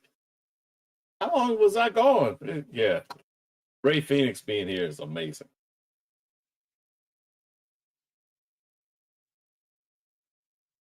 Yeah, that's true, Tony. Actually, you know what? Taker might be back. Maybe Taker's back. His hip is good. Us old people start worrying about that stuff, you know? I mean, he's older than me. As much as I want to act like I'm in that age group, I'm much younger than Taker. But not as much younger as I would have liked to be. Ray Phoenix being in this match is awesome. Yeah, I'm looking forward to seeing him.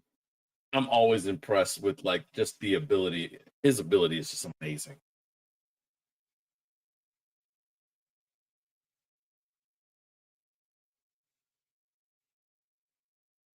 Oh yeah, that's right. WWE owns AAA now. That's still like crazy. So you can see where the push is going to be. Oh, look, Dana White there. That's insane because AAA and CMLL have been kind of the core components of Mexican lucha libre and Mexican wrestling for a very long time now. Damn, WWE buying AAA. Yeah, Woo. Right. I remember watching Ray Phoenix and Penta and like things like Lucha Underground and stuff. See. Are you Chad Gable trying to No, that's not Chad Gable. We don't know who that is. That's Chad Gable. That could be anybody. It could be anybody. It could be anybody with the name Chad Gable. Oh no, I don't think you understand. That could be that is Americano. El Grande Americano. El Grande Americano. See, okay, listen, I'm sorry, but if your wrestler name's coming in sounding like a Starbucks order, I'm not even playing with you, man. The city in Brazil, Americana. That's what it's, a city in Brazil.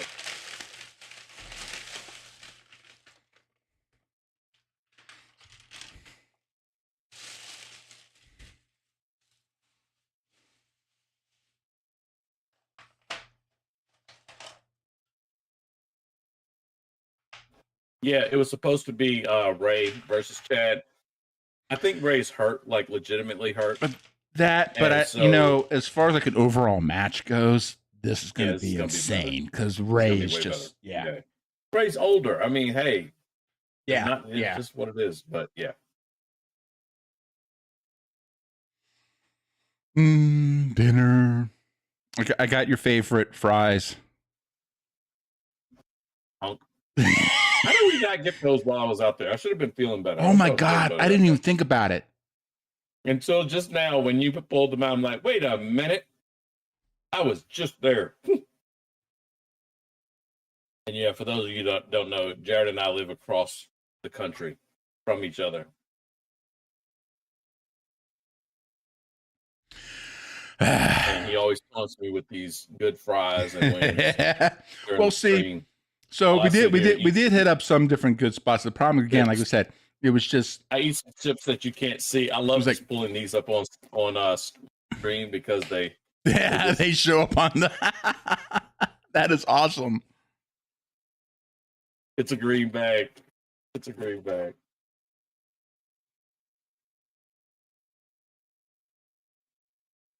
Free advertisement for Wise Chips. Not a sponsor.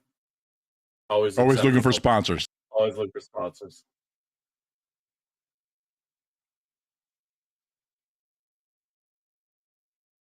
So speaking of dinner, I'm gonna have to slip out of here in a few minutes to I am assisting with the grilling process upstairs. So no problem.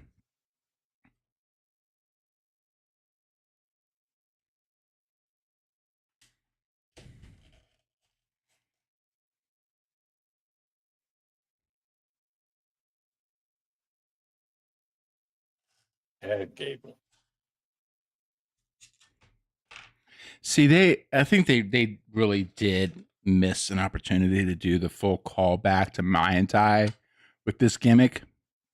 Indeed. Well, so he could be going out there doing like whatever, like because he doesn't know how to speak Spanish, and then having like someone doing like a Spanish, so then someone doing like a Spanish voice for him. Yeah, exactly. So it'd be like, except they really could do it like the opposite. Like his voice, he could talk in a deeper voice and then have it like higher and faster. The flip of it. Like whatever it is, it wouldn't match up even like remotely. No. Like, make it would just as you can make it. Yeah.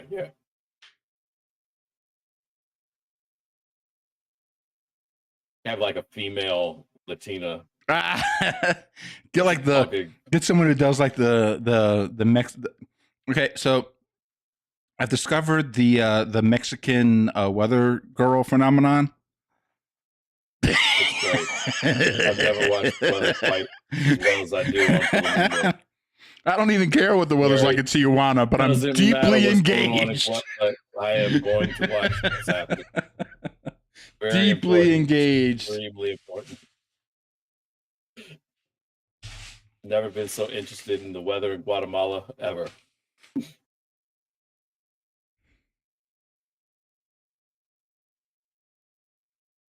lot of red in this match. A lot of red. Mm-hmm.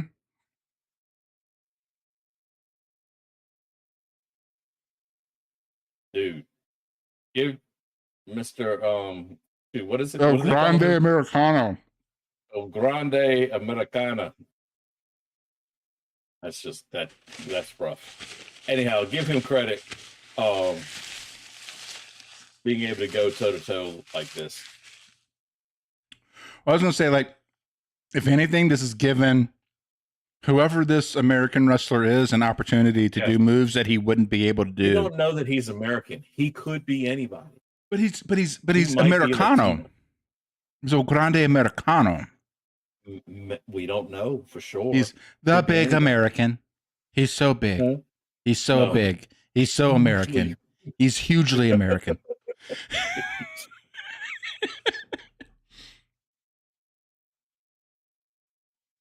He's the most hugest, most American wrestler we've ever seen. Is there a tariff involved? I don't know. For him to get here.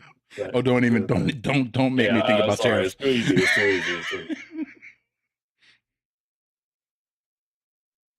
I don't want to think about work right now.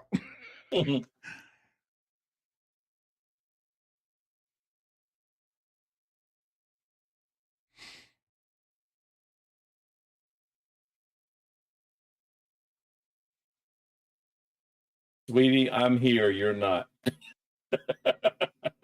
There's a sign in the crowd. Somebody's holding it up. Yeah, I see it. Well, so especially being at Easter weekend and everything, you probably got some families that aren't quite so happy about. No, there's no way that this ties into Easter in any way, shape, or No. form. There is no And, tie. and then doing a 2-night event during Easter weekend. Yeah. Oh, oof. Yeah. Did he really twist his ankle? I wonder. We'll see here in just a second. Mm-hmm.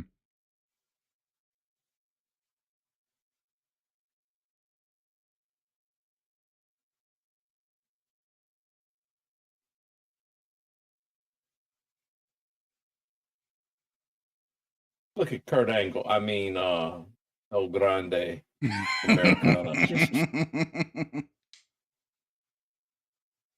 I want an With El that- with- Grande Americano with room, please.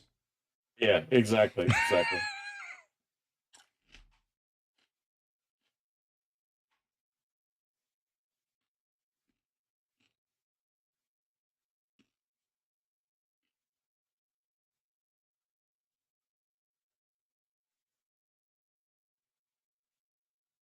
Thank you.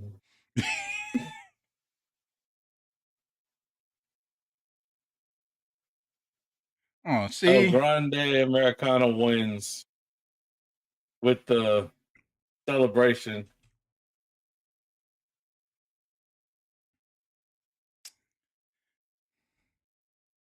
Could be anybody. I called shenanigans. You think it's happening? The shenanigans happen here. No, just said he won. He won clean. He did. He did.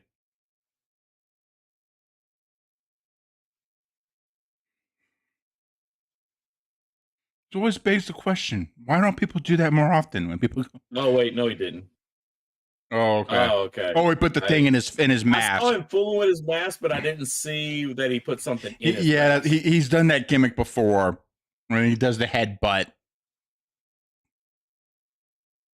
Okay, this makes more sense because I had completely missed while talking that he had put that in there, and yeah, he knocked him out with the headbutt.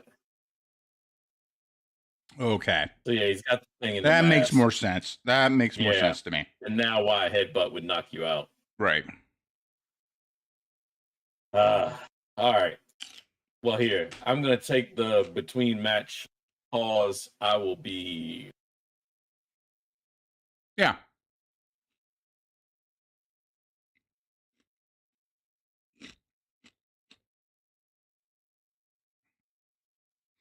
Hey, Locked In Colors, welcome to the Gettingworked pod stream. Yeah, you know, I mean, they're really trying to figure this out here, but I wonder, you know, is it actually Chad Gable? It's hard to say. It could be anyone. But hey, welcome to the stream, buddy.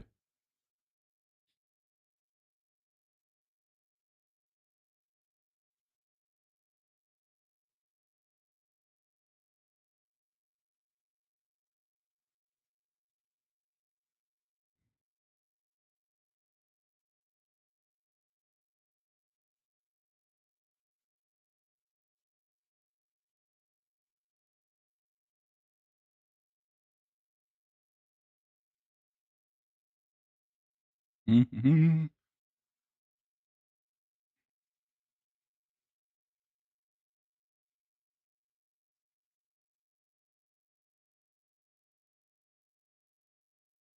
Okay. We've got. So, yeah, it's got to be Stratton and Flair next. I forgot about the Rey Mysterio Grande Americano match earlier. So, it's got to be Stratton and Charlotte.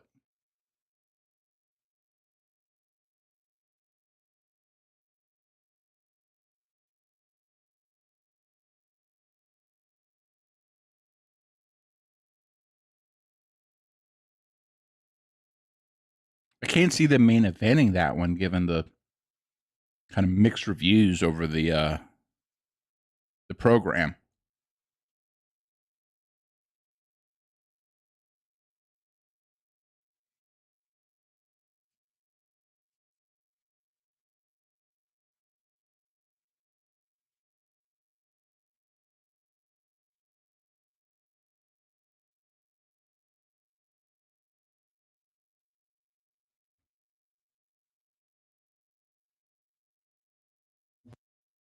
All right, not there yet.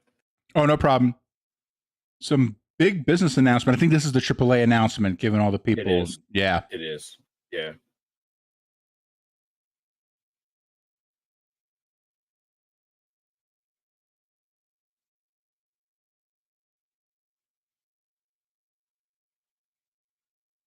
Yeah, that's AAA getting announced. Yep. Worlds collide. Yeah, Tony, who won? El Grande Americano won with the metal thing in the face mask gimmick.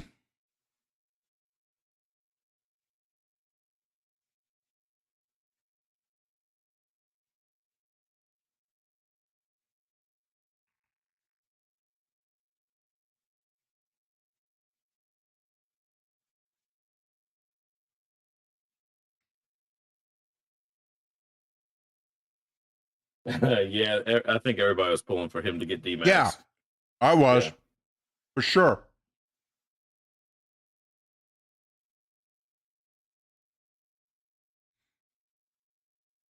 Here, I'll put you back for now, and then Yeah. maybe if it wants to pop you up. There you are. It's like, oh, there's your boy.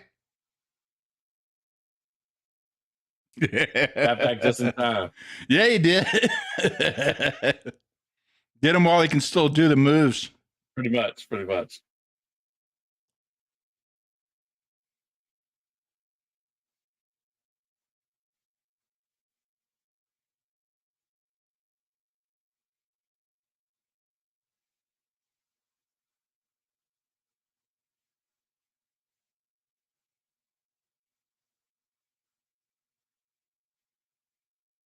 I think I know what the number's going to be. Yeah.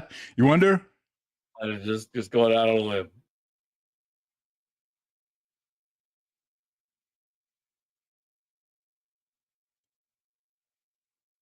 Shawn Michaels coming out to do that. It still cracks me up that DX is in charge of all of WWE in real life. Like in real life. Never in a million years would you expect you those never clowns. Pick those two guys. You never, ever pick these two guys.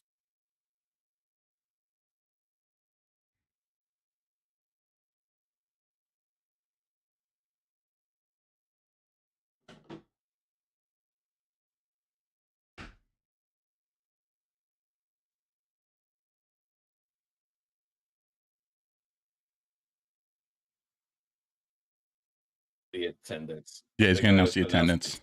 Yeah, so Sean is out here doing some hype talking. 61,467.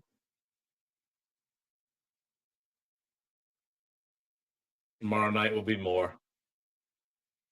And if you're not down with that,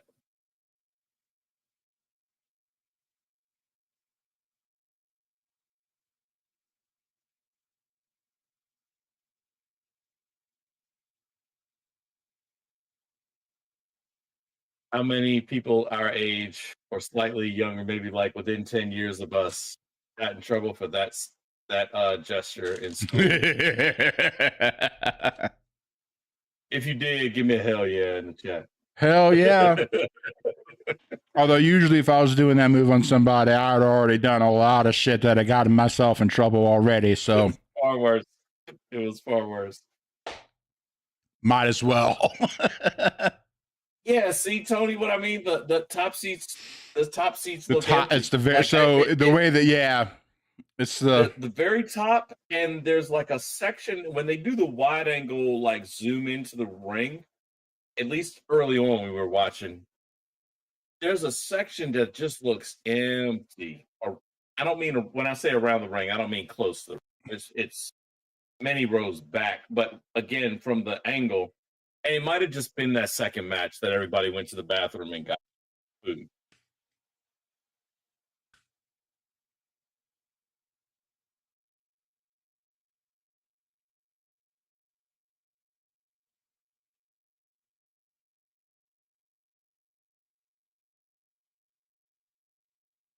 yeah, they're just doing some They're trying to do some smart camera work as they can, but you know.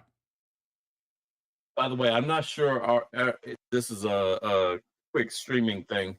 Are we getting the chat from both YouTube and Twitch showing up in the same So because I popped over and locking colors rather. My bad. yeah, no, I saw it looks like StreamerBot for whatever reason isn't quite picking up both. I caught that, Yeah. but I have another chat that I'm watching and I saw it. But you're right. I need to go double check. But yeah, I mean, it could. We don't know. El Grande Americano could be anybody. We really have no idea who it could be. Chad Gable, you say? I mean, it might. Yeah, who's be that Chad. guy? Who's that? Who's that? Who is I he? don't know. It might have been Kurt Angle. Kurt Angle. I mean, he did do the ankle lock. I mean, you know, Did the ankle lock. And Kurt's looking a little smaller now as he's gotten older. Yeah. He slimmed down a little bit. Could be anybody.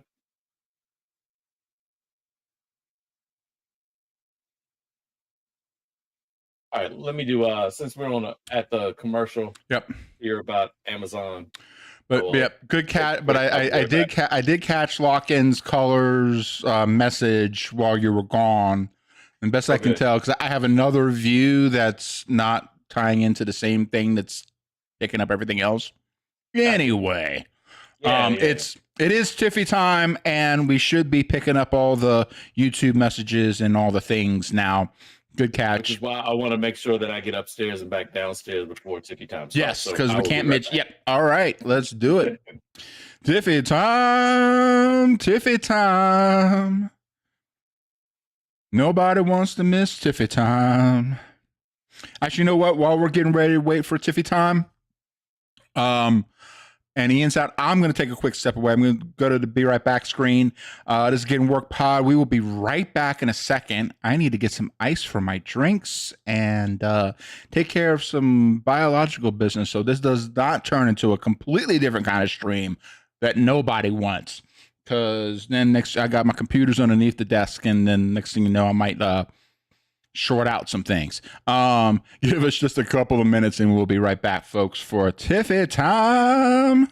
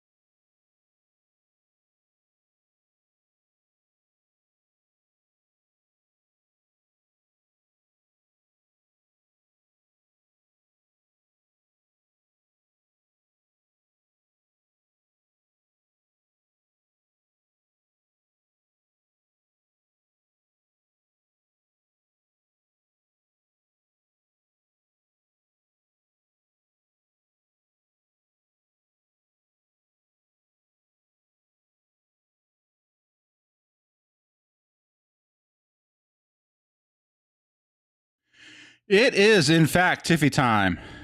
Hold up, wrong screen. There we go.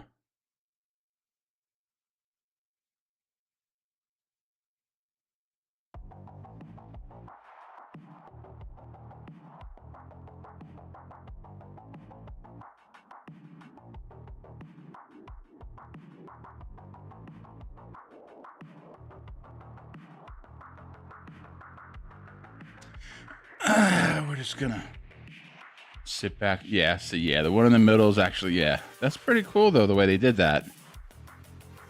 3 different views like that. But yes, it is indeed Tiffy time, ladies and gentlemen.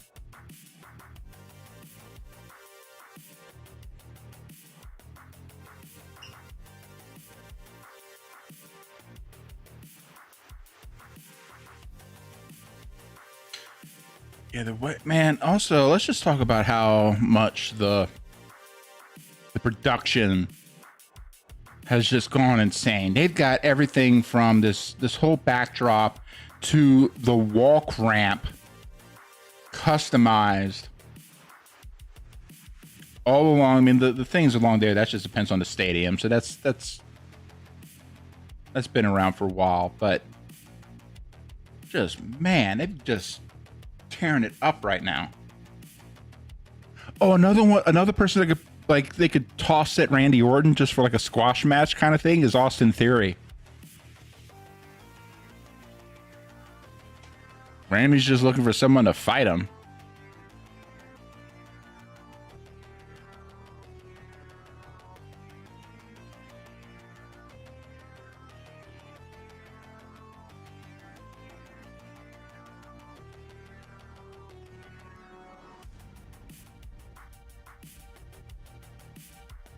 Hold up.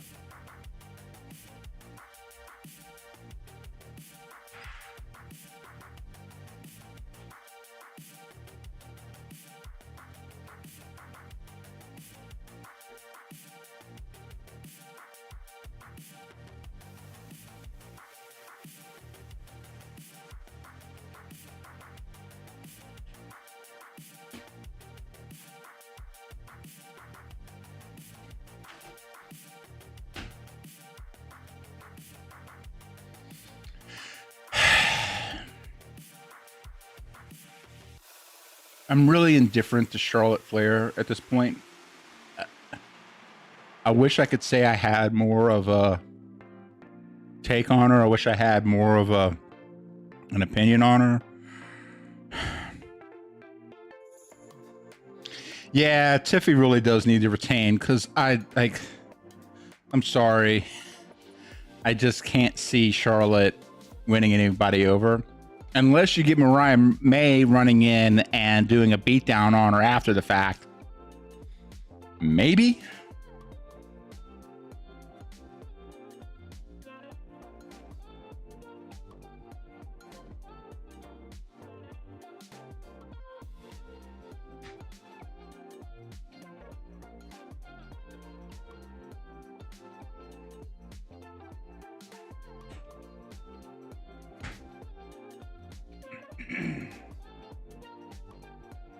I need to double check the top capacity for this Allegiant Stadium. Now, some of it's dependent on the staging work, this Titantron and everything else eats into it. But I'd be kind of curious to see how much that 61,000 number is off the top number. I mean, and then WWE's been known to fudge numbers every now and then.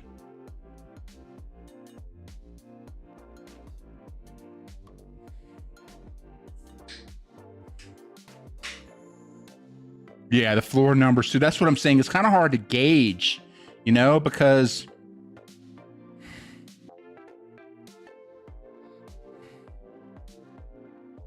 you have so much eaten into it, but then you have all the floor seats.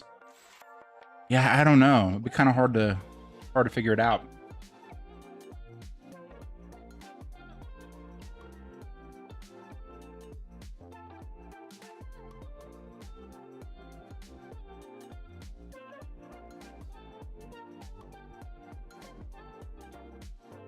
Mm-hmm.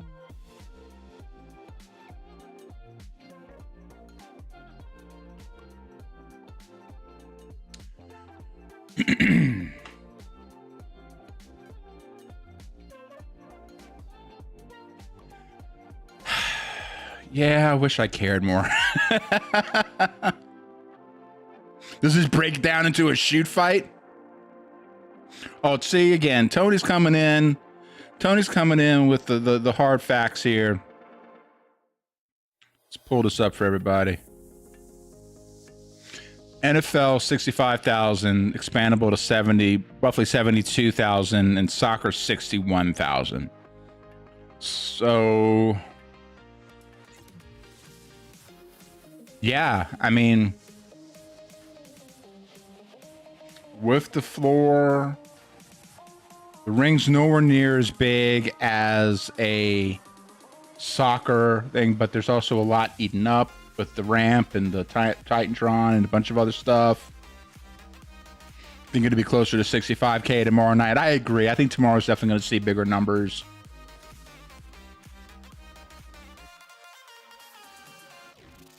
But yeah, does this break down into a shoot fight? I don't know, man. It's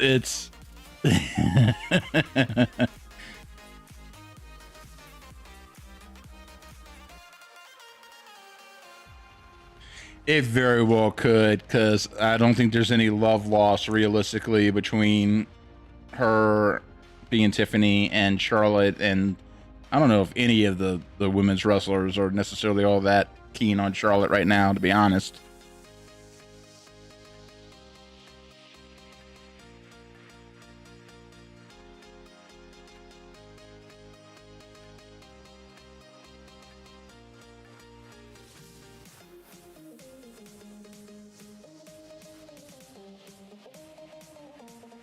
Oh, Samantha Irvin as an announcer was the GOAT. I mean,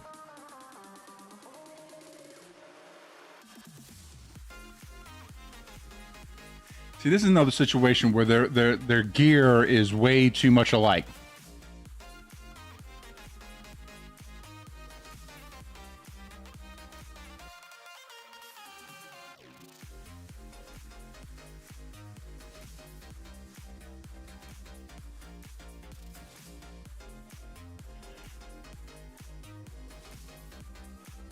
Yeah, the new announcers just, yeah.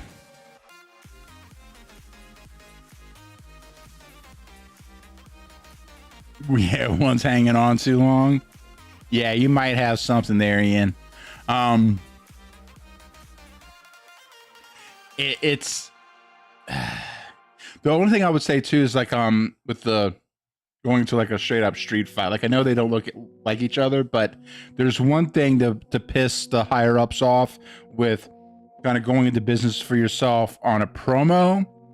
There's a whole nother thing about taking it into the ring. Like they would definitely have to be careful there, right? Even Charlotte Flair, like she's not above that. Like you gotta be careful.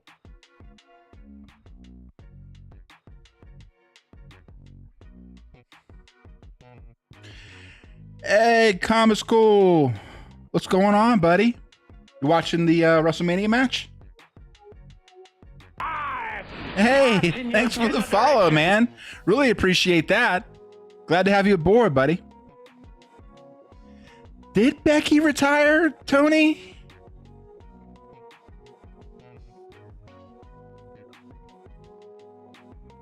Yeah, plus she's back with the Becky stuff. Yeah, it's yeah, you know, and that's a shame because Becky was one of those that had kind of everything going for her, right? Comic School knows what's up.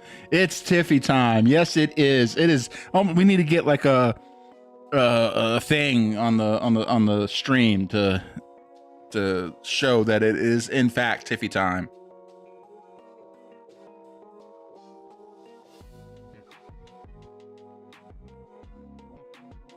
Yeah, comments on Tony. I'm not sure if you know, but Ian Mac on the chat is my partner in crime. He's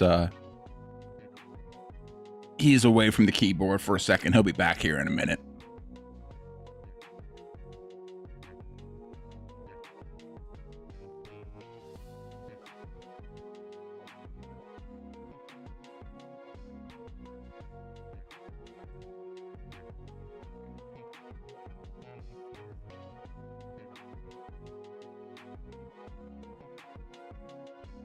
I got a bunch of stuff, but the actual pin comment isn't the one I have. I need Ian to do that one.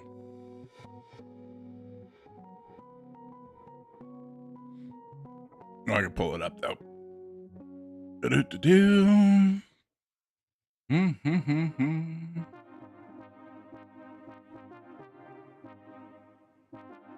Do-do-do-do-do. Yeah, you know, I wouldn't be surprised, Tony. I think this because we're at what, Tony? I think this because we're at what, 2.5 hours in, and yeah, we still have the triple threat match, but this needs to take up some space. Yeah, no problem, Tony.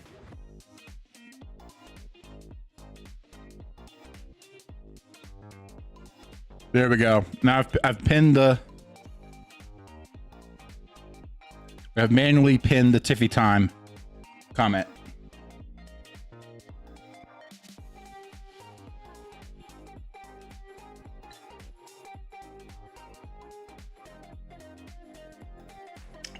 It might be longer.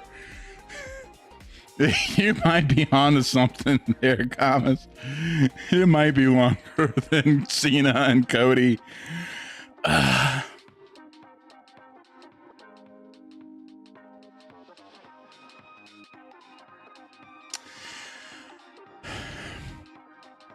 no, and I agree. I agree, Tony. But I appreciate Camus's. I'm sorry, it's a CA Camus. I keep saying Camus, so it's a Camus cool. Cam is cool. There we go. Took me a minute, but we got there. Yeah, Cam is right. You know, this as far as like a joke goes, like this could seem like it's going as long as the Cody match.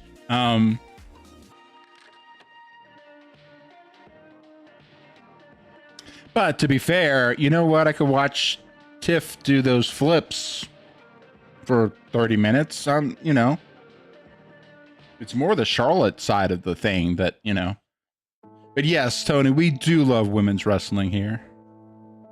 That is, you would rather watch this than Tony would rather watch this than Cody and Cena.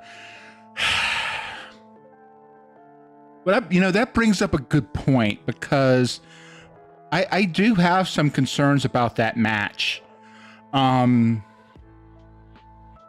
not entirely sure if we haven't seen it like in a true, like we've seen them have them spots. Sorry, I'm stumbling on my words. We've seen them have their spots, and we've seen Cody come out ahead, right? In pretty much all of the meetings, which then leads me to think that Cena's gonna get ahead in the match. But I am actually concerned about the in-ring chemistry between the two. I don't know. I'm not entirely sold. But, you know, they're going to have to figure that out, because, you know, this is going to be spearheading WrestleMania for them. But I'm not convinced. I wish I was, but I can't say that I am.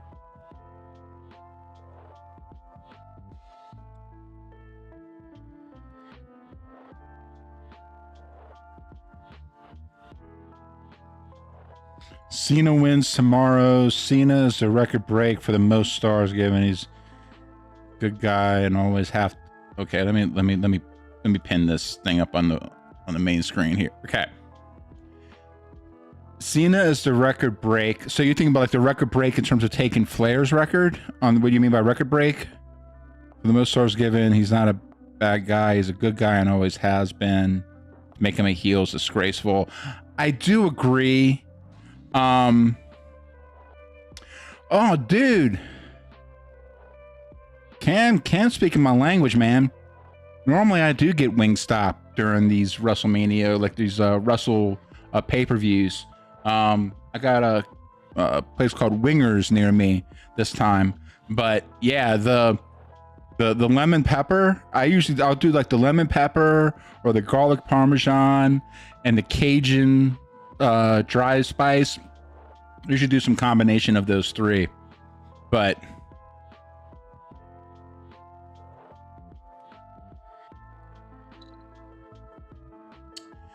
Yeah.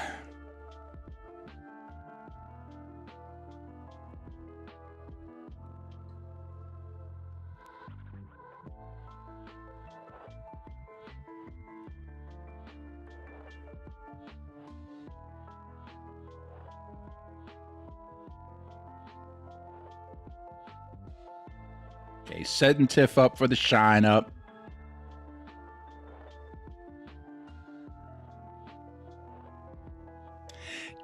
You know, that's another good one, Tony, because it's weird. It doesn't really make sense. Are you going to have him doing a farewell tour, or do you want to have him coming around and talking about hating the fans?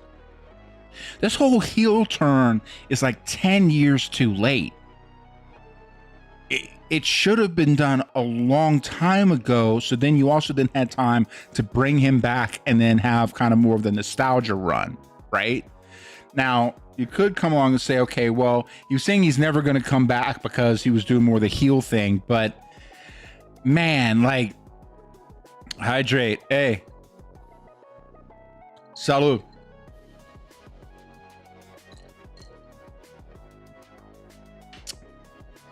Good looking out there, Cam.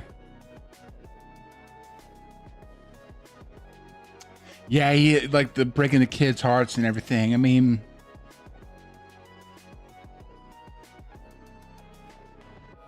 don't forget to drink. Hey, like, I see you, Cam. Thank you, buddy. But yeah, he's breaking a lot of hearts. This is a good point from Tony. Again, it says he's breaking a lot of kids' hearts with his heel run, and then Ian's coming back. Ian must be like chatting on his phone while he's like grilling ribs or whatever. See, I think ones like Cena, if they want to be a heel, you get to do whatever they want to sort of earn, but never. Yeah, he's never been a Cena guy to begin with. But see, it just seems kind of shoehorned into potentially a short period of time where they really they missed the ball. And maybe part of it was just because of Vince,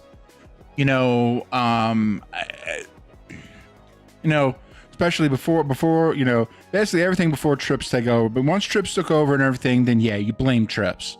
Everything before that, like, you had to blame it on Vince because Vince was the final word on everything.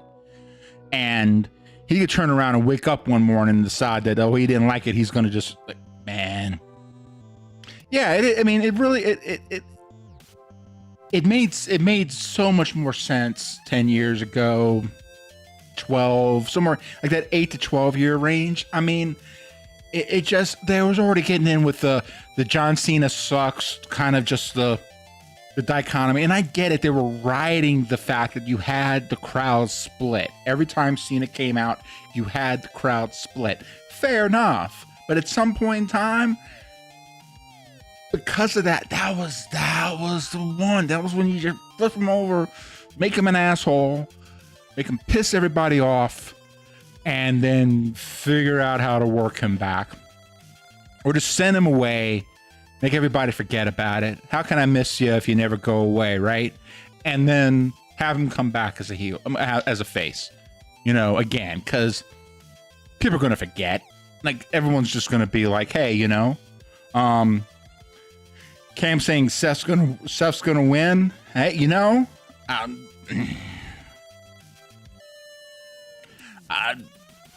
I'm really like, I'm gonna do my Steiner math. There's a 33.3.5 to 62.5% chance of any given person winning that match.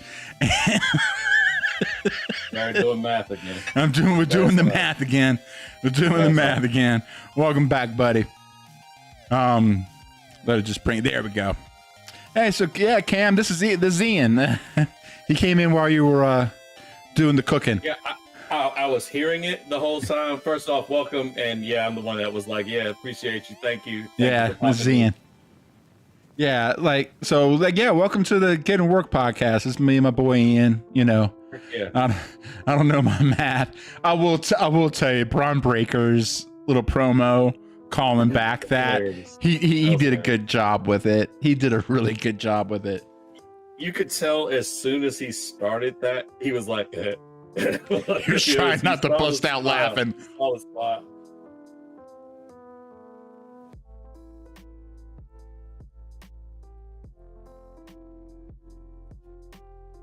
I had to do a little bit of grilling. I had started, and I had made a promise that dawned on me I need to keep. So no, I get it. No.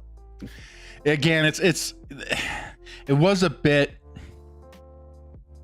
I understand with like timing and like getting like events and everything to get it's very, very hard. But running WrestleMania, 2-night WrestleMania during Easter weekend. Oh, that's rough. What were you thinking? Yeah, I'm real surprised by that, to be honest with you. Next weekend, even the NFL knew not to hold their draft this weekend, you know? And by the way, it's the start of the NBA playoffs. Oh, is there something? There's not much going on this week. Actually, for my Bulls, there's not much going on this week. We're done. So looking forward to the draft. And hopefully the NBA realizes how much better it is for a team in Chicago to be good, and for a team that did not just tank at the end of the season, that they provided their fans, they played hard all the way through. It would seem like they should be rewarded for that. And perhaps, you know, be remembered when the draft lottery, which is completely random, happens. We're not bitter. Tony also brings up another good point. He said he'd love to see like a legacy like 2.0 with Braun Breaker in the lead, or at least a member. Be kind of curious to see like. Trying to think who else is Who is the second and third generation? That's what I'm trying to figure out right now. That's not Samoan. Right, but yeah. Well, you could always Dominic would be one, right? Potentially, yep. Yeah, so Dominic Mysterio. Charlotte almost got Tiffany with the most dangerous move in wrestling, otherwise known as the small package. Posture check. Oh, son, see, now you're gonna be asking me to break up out of the screen here with stuff. Like, don't, go turn around and go breaking shit, more on my own body and my back, my neck, my back, my neck and my back. And neck and my back. Yeah, we gotta figure out. We haven't looked at those redeems in a long time. We gotta play around with those. Just making sure you're healthy. Again, appreciate you looking out there, Cam. Somebody needs to. I'm sitting here eating. As I'm eating steak and potatoes. You're doing better than I am. I'm doing like breaded chicken fingers and hot sauce and my garlic cheddar fries with bacon and all kinds of nasty goodness on it. Good for you. It's good for the soul. That's it. Am I Elijah Craig bourbon along the way? That should count. I'm sorry, what now? I said those pigs and chickens and everything, they ate grain and grass and other vegetable that should count. See, like a salad.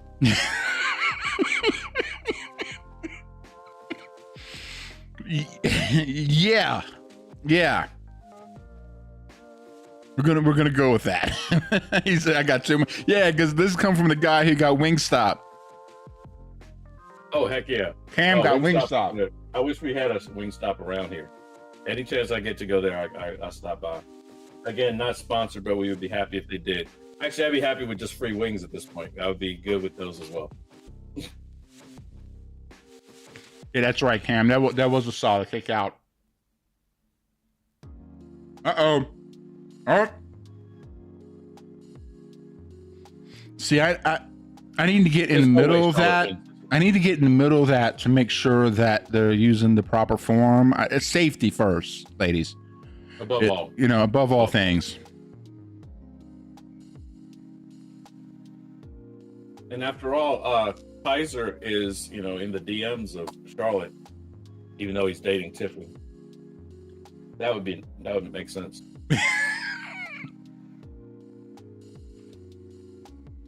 Yeah, that was like a not as well executed Sunny Days 2.0 type of reference. So poor, very poor. Yeah, just not, yeah. At least with that one, everyone goes, yeah, maybe. You know what I mean? Like, I can see the draw. Hey, Tiffy time! Yeah, Tiffy time! I was gonna say there was zero way that Charlotte wins this, right? Like zero. Did anybody have above 1%? But see, but to your point, going back to the Sunny Day, see, like with hindsight, it's one thing, but when Sean made that reference at the time, nobody knew what that meant outside of the people in the back. It was strictly somebody who had no idea what they were talking about. No, like, because I was like, okay, clearly he was meaning the girl named Sunny. That, like, he clearly meant there was a connection there. But it could be just because I have that type of devilish mind. It might just be that. Well, I mean, not so much that like nobody would ever get it, but the depth of the history of it, and the fact that Sunny been passed around more than a hot potato, but the connection that she has and her previous boyfriend had with the Hart family on the Stampede side, and just a bunch of other things. It was a bit out of class there, just to even throw that at anybody. I can't do anything wrong. Brett sucks. You can tell me nothing else. I know. Hey, let me ask you this: what would Sting think? Sting wouldn't have been associated with either of them. Yeah.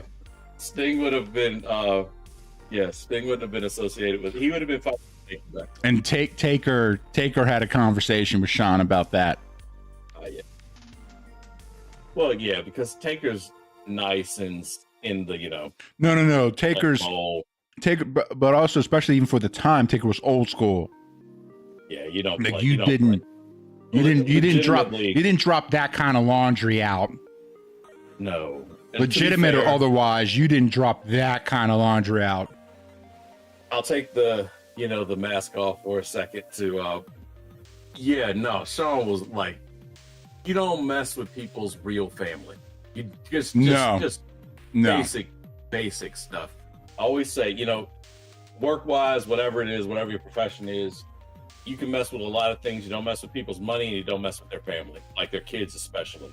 Those are the two absolute. And if you mess with their money, you are messing with their kids. So those are the two off limits. Everything else, okay, fair game. But you don't go to somebody's. I mean, that's messing with someone's home, their real home, their actual. Now, sure, there's always opportunity to bring things within a storyline, but you got to get clearance. Absolutely. You got to get everyone needs to be on it. If you and I are on, well, the same thing like Sean and Triple H. They could say stuff to each other that they knew was okay to say to each other in a public place. It's. Like Sean would probably get a pass making just an off joke off the cuff about banging the boss's wife. Especially if it was kind of within the way the whole DX kind of shtick, But anybody else try to throw that off the cuff that Triple H wasn't expecting it, their ass be fired tomorrow. Not even. Not even. Before the promo was over. They would just be a box sitting on the side of the ring. And everybody knows about that, but you don't go there unless it's all cleared and like, you know. Tony, you know, bring up a good point. Tony said, isn't Regal's son coming up right now? You know, somebody that is in the WWE that isn't Loose Cannon. Shoot, I forgot his name. Is the other one? Oh, Brian Loose Pillman's Cannon. kid. He's in NXT Brian right Pillman's now. kid Yeah. Yeah. He used to change his name, but and he would he would be a good. And yeah, Regal's kid. Yeah, Brian Pillman Jr. He's young enough where he Regal's should be kid. following Braun Breaker as opposed to, you know, leading. Mm-hmm.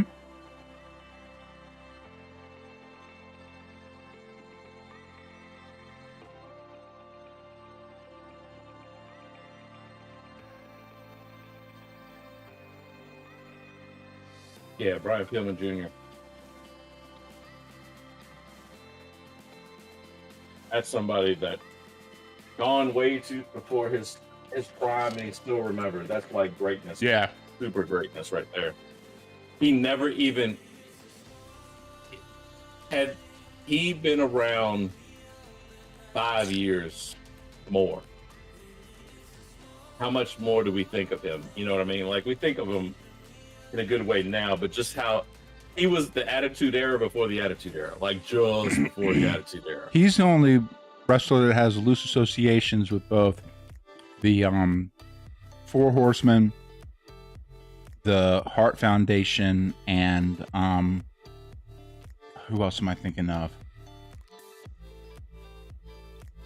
There's another one I'm thinking of, but definitely those two, because he had the connections to the Hart Foundation through just his background and like where he learned, and then he had connections into the Four Horsemen as well. There's a third, but like just like he you know, and he was one like, you know, basically he was over in WCW, and basically it was like Eric Bischoff said, look, man, I can't pay you what you're worth right now, or at the very least, I can't make the case for it.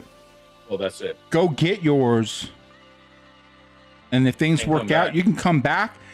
Then I build a case for me. You know, case for it. What she was doing, pretty much. Yeah.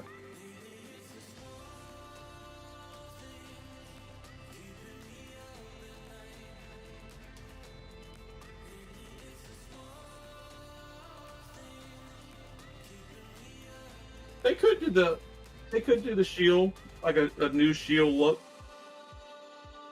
That's the one I was trying to think of. Thank you, Brock Anderson. That's the. Oh, yeah. Another one from. Is he in WWE now? Is he with them now? Is he still AEW? He's not AEW. I know that much. He's not? But no. Okay, so then maybe he left. I don't remember if he was back or not.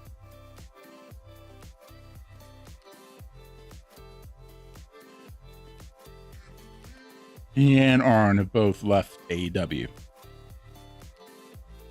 Together, after. Well, and Arn, I mean, really, other than Brock, Arn really didn't have any reason after Cody left, other than to stay for Brock. So, like, it you know. Yeah, that makes sense. I'll be like right back in like 2 seconds. Yeah, no worries. We're on commercial anyhow about college degrees and resumes, so which are important.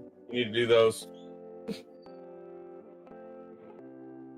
But yeah, I could definitely see legacy. They probably don't want to do the legacy gimmick again. I mean, as long as Randy's around and Cody, there was a third one who's in jail now or something like that, isn't he? It's Perfect Skid.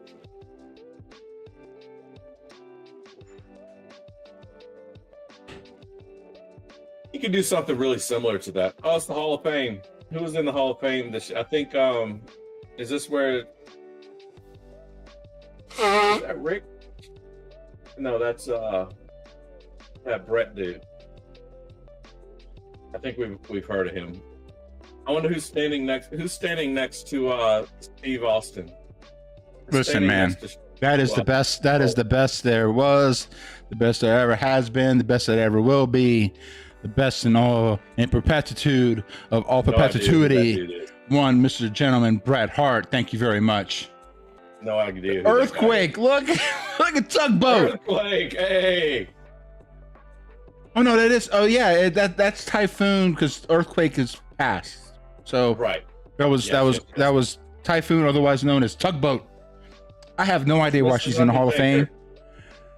Because she's. I know. I get, but like. That's why. She has no business in the Hall of Fame. Oh look, hey, it's your boy. Are you ready?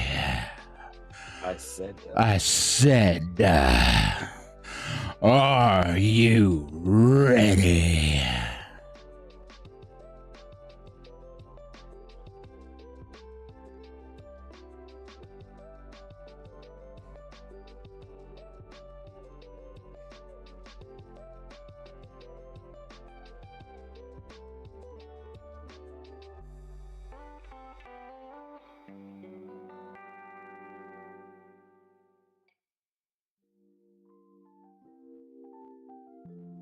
I forgot that he was actually in the Hall of Fame this year. And this is just as a solo act. He's already gone in. Oh yeah, he's part of DX, and I think as the Click, because they had so they had DX and the Click. They had because they had that was what like Scott was able to come out, X-Pac, Diesel. That's called we've been. Don't get me wrong, I'm fine with it. That's just called being in charge. The fucking man. Well, again, you ask why are you in charge in the first place? See, they don't just go hand in these. Hey, welcome back, Ham. He's a 3-time Hall of Famer. This is his first time solo. Listen, and they had to browbeat him to take it.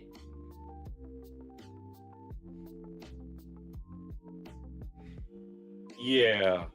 See, like someone like you would go along and say, like, "Oh, he got all this stuff because he's banging the daughter's wife. I mean, the boss's wife, the boss's daughter, right?" Right. Yeah. But see, no.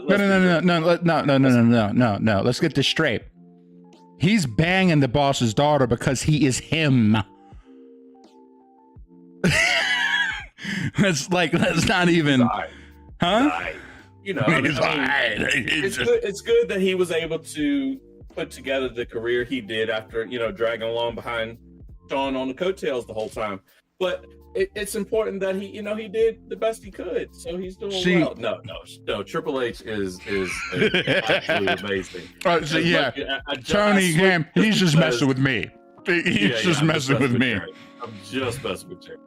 Oh, I am completely, Now, the whole Bret Hart piece, yeah. Okay. Now, the Bret Hart thing, I'm never going to get Ian to sign off on, but the Trips thing, like, you gotta understand, like, Ian and I will run into this little back and forth. Like, if it's not every time we hang out, it's every other time we hang out.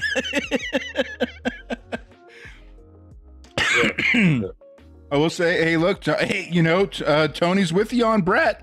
Thank you. Tony's with you on Bret. I think you're hey, and we will both agree that you're both wrong.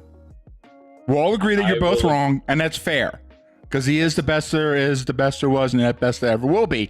But you know what? That's okay. In his own mind. I will accept, his mind and mine, but that's okay. But we can all accept kind of the differences of opinion, especially if we agree that you're both wrong.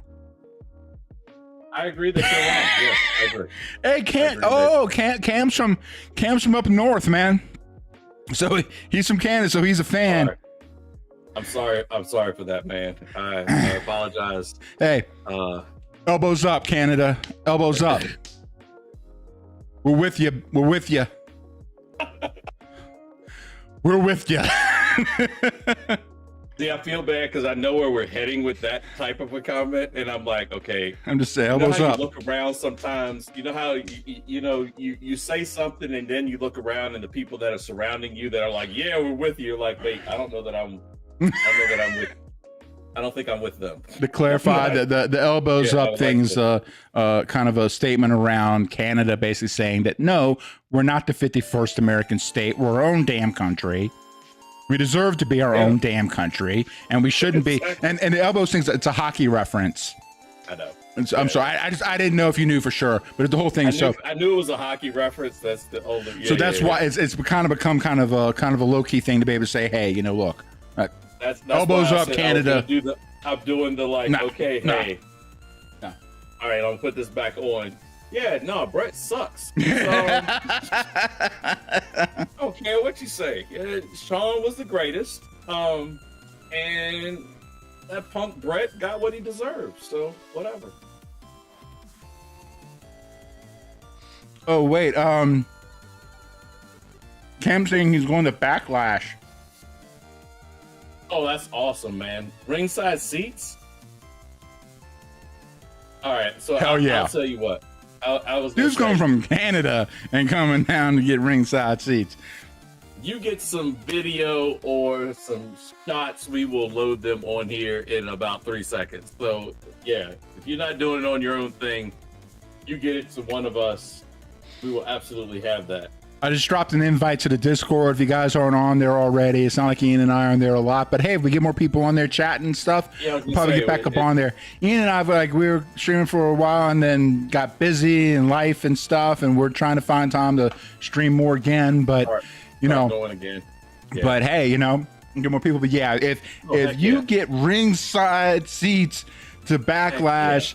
We want all the pictures up on the Discord. Absolutely. We'll all the pictures. We'll have that on a loop. Yeah. I'll have it. I'll have it sitting on the stream like the picture rotator thing. Carousel. All the other fancy words I can come up with that. What other words can I say that mean yes? But okay. And then Tony's saying the screw job was no screw over. So we got Cam on my side. We got Tony on your side. That's all. That's good. That's good. That's good. We need that. We need that kind of, especially for our format. We need people on either side of us to help. Absolutely. You can be on my side or the side of Jared is wrong. So either way is shit, son. I'm many things many times during the day. But one of the few things I am wrong is, one of the few things I am, is wrong. Without saying he was wrong. See, I appreciate you, man. Listen, who dropped a picture perfect promo during your wedding announcing you and your new bride? Like picture perfect DX intro, like right off the cuff, just boom, got the names right and everything. Even though I still, because I spent so much time trying to remember that Elaine's middle name is Christine, I call her Christine to this day accidentally sometimes, because I was ingraining that into my head. Oh, nice. Who you saying? Are you saying that I'm a Hogan fan? No, I'm not a Hogan fan. I was, but I'm not anymore. Okay, now we're getting to the dude's got a blowtorch. And now that's always a question. Like a giant black trash bag. You've always got to ask that question with Seth. I've kind of just gotten over even asking anymore. It's just kind of just like, oh, okay, that's what he's got on. Because I'd have to ask that question every second of the day that I see him. He had gotten it kind of normal there normal for him. Not for him. Yeah. Show up like that, people question. Sure. But, yeah. Relatively speaking, normal. But relatively speaking, it was like, oh, okay. Yeah, this dude has. I'll say this much. Flamethrower. I'll say this much. I actually kind of find myself rooting for Seth here. Did the lights go? The lights went out. The lights went out. Dong.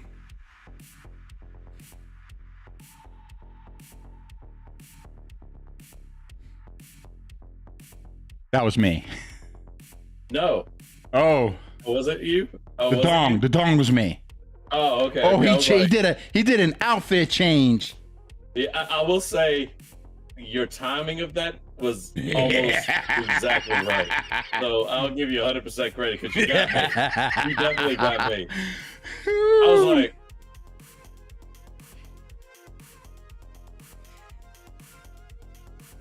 this is a normal outfit. I mean, most people would have thrown a shirt on somewhere in there, but you know, it's wrestling. It's okay. Working around no shirt and the ski goggles, you know. Yeah. And working around yeah, working around that, you know, it's a pretty good normal looking outfit. That's, that's how that worked. All right, so we're getting started on this.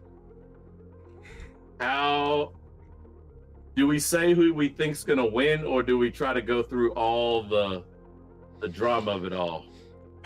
That's the thing. It's that so. Dance that Jared was doing. I'm almost. Right. We need to get a gift for that. Everybody else saw that too. We need to get a gift for that, me, right? You all but like, but that was just for you, baby.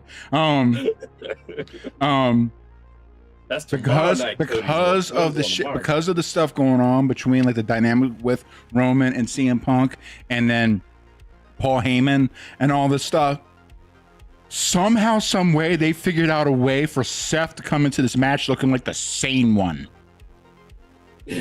Right? Did you see his promo yesterday? His sit down. I got to see parts of it, but I didn't get to see the whole thing. Mentioning of Dean Ambrose, mentioning doing the pipe bomb thing, there was something else too, talking about the Shield, of course. I mean, I caught the part about him like talking about the history of the Shield. At the very end. At the very end, that's not a prediction, that's a spoiler. Uh-huh. Any chance he's him and Paul have been playing this the whole time? There's potential where he could just be kind of playing off of the fact that he has there is Paul kind of the in-between in this story, and you know there's going to be a storyline through this match. For sure. And so he's just kind of throwing fuel on the fire, you know, but maybe. Let's go bad guy. Oh, Cam went to Elimination Chamber. Damn, dude. Oh, nice. Cam's hitting up all the shit. So yeah, somehow. I would love to know this. How was it not piped in noise, not anything else with Cena at Elimination? Uh-huh. Yeah, what was it like? Was it as loud as they tried to make it out to be? Was it OTC coming out alone? And Cam's like,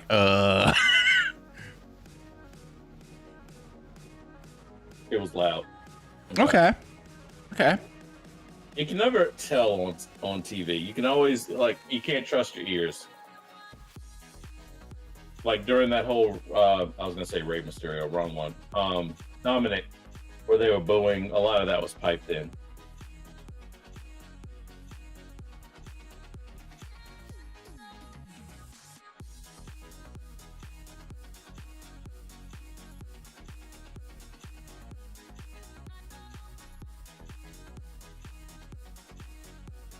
By himself.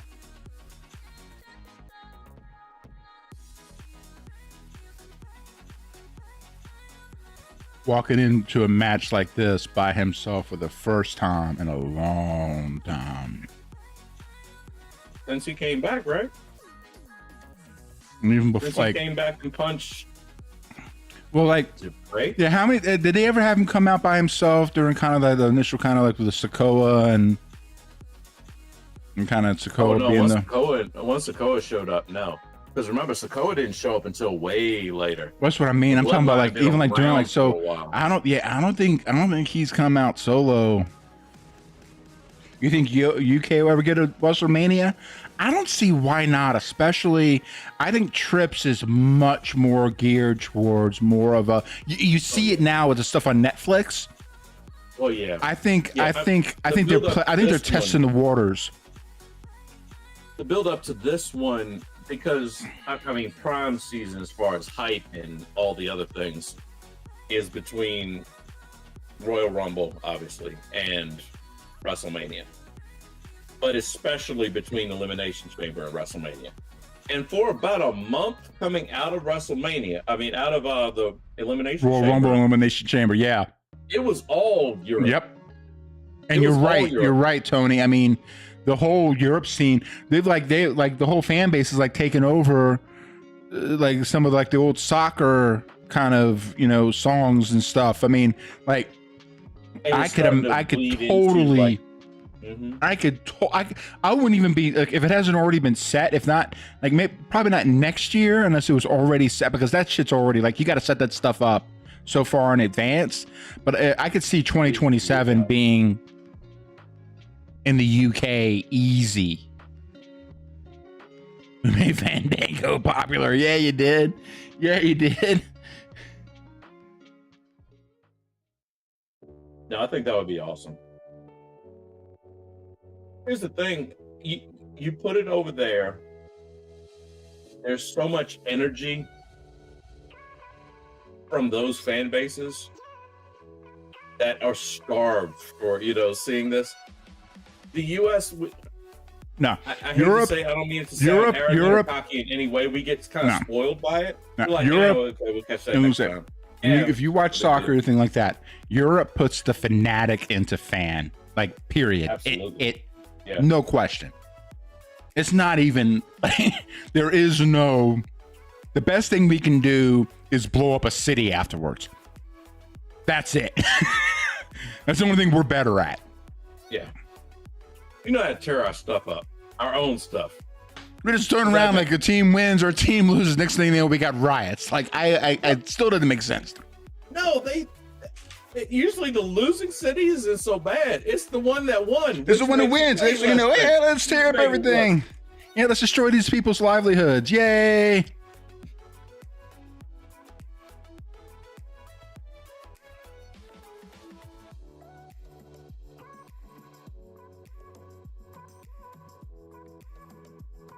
Cam coming in say we made Chelsea Green popular.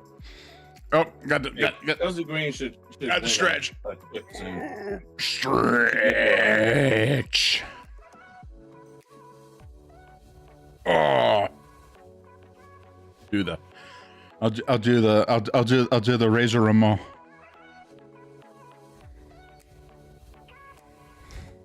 Or the Raven. For me, it's a twist. Or the my back is. Or like the Rikishi, he would do his quicker. It'd be the.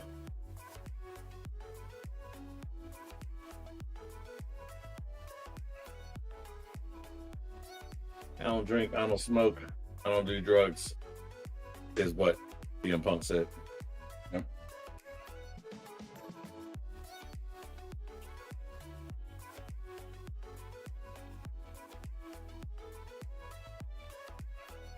Honka. Oh, that's the old music. Oh, they're going old school. At least with this. This is old like ROH shit. Mm-hmm.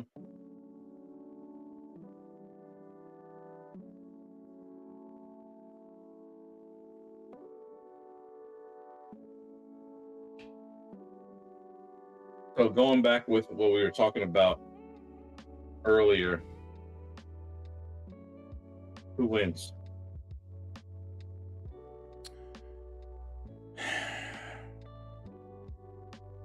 I don't think you can make Punk a bad guy. See, I think here's what I'm going with. Okay, I'm not exactly sure the specifics of it, but somehow the whole Paul Heyman and Roman Reigns and CM Punk dynamic screws something up, and Seth takes advantage because he's not caught up in that mix. Yeah, and how long has it been? Which I agree with. Except I think that leans more towards Seth and him being in on it. Do you know what I mean? Nah, I think it's gonna be more organic, but maybe. But I think it'll be more organic than that.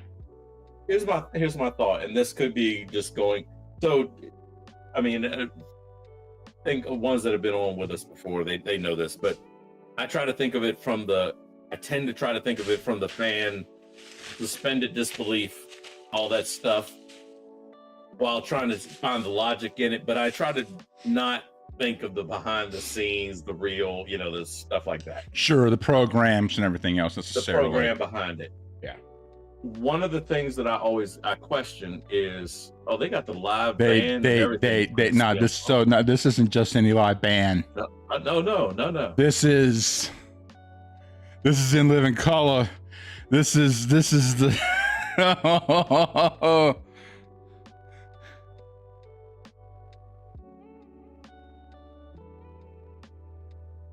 oh fuck yeah.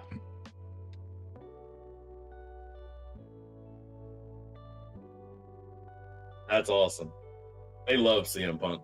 Like when CM Punk was coming back. For anybody that's not watching, there's the live group here, live singing CM Punk's entrance song, which is their song, Cult of Personality, etc., etc. With, of course, Paul Heyman walking out. But sorry, AEW. When Punk was coming back with AEW, I think did you tell me this, Jared? I think when he was first coming back and AEW reached out to get the rights to this song, before they were like, yeah, okay, cool, we'll sign off on it, they checked with CM Punk directly. Yeah. Like, hey, are you coming back? Because this is your song. Nobody else gets the song. Yeah. And yeah. So I think I always love, that's the type of behind the scenes stuff that I think is like the coolest thing ever. He kept them on the map. Like how much everybody is the same. He kept them on the map. Oh, absolutely.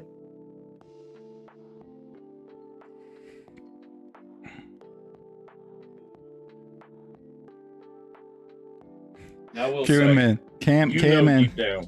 Our biggest piece of money was in the bank. We've had SummerSlam since '92.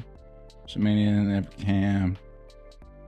Okay, so then Tony's picking Roman.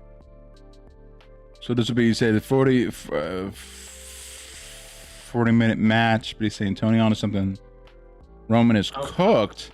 So is Roman winning or is Roman cooked? Yeah, the entrance is absolute fire. I mean, I let me say this just super fast, just for a moment, again, behind the scenes stuff. Do you know the pure and unadulterated joy that Paul E. Dangerously, Paul Heyman, and CM Punk? Those tears, the tears between the two of them, when Paul Heyman found out that CM Punk was getting his first WrestleMania match, those tears were real. That was real. And this 100%. Moment, think of this very moment. You know deep down, because they're both punks, asshole, whatever you want to say, deep down. And I don't mean like bad people. I don't mean it that way. But like freakish enough to be like, yeah, back at you. You know there is one, they are absolutely enjoying every moment of this and going, you know who's not here? Where the is Vince? Yeah. Oh, you not here, are you? We are. Yep. You know there's a part of, and they have every single Bischoff. Right, the big Bischoff. Yeah. None of y'all are here. We are. We're still here. So, fanboy wise, I'm rooting for CM Punk all day. Really? But CM, like between the three of these guys, CM Punk is my boy for so long. Like, you got to remember, I'm the guy that watches all the shit. Yeah. So I watched him in Ring of Honor. Fair enough. Like, fanboy wise, CM Punk is my boy, especially out of this trio. But you want to ask me who I think's gonna win?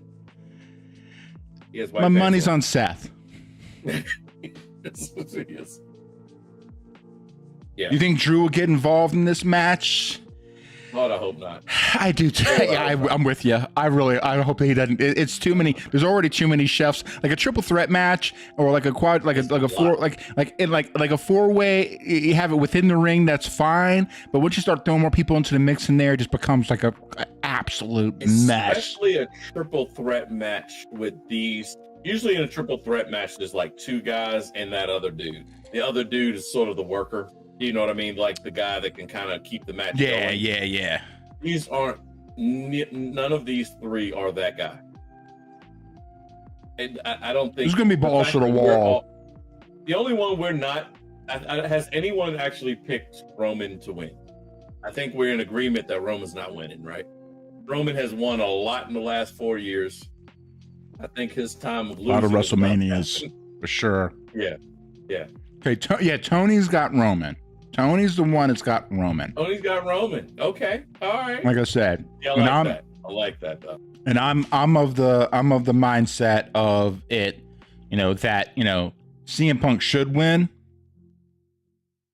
but Seth very well could win this one because of the story.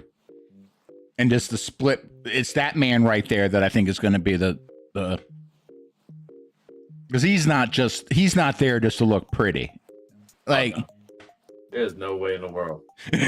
Seth is in his ear, man. Seth is all up in his ear. Who would know Roman better how to get under Roman's skin?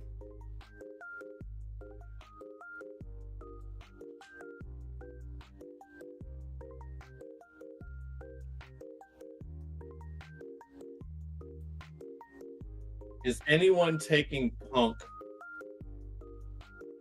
About to kiss Paul. Yeah, for real. I can't even get mad at that because I'm like, you know what? Yeah.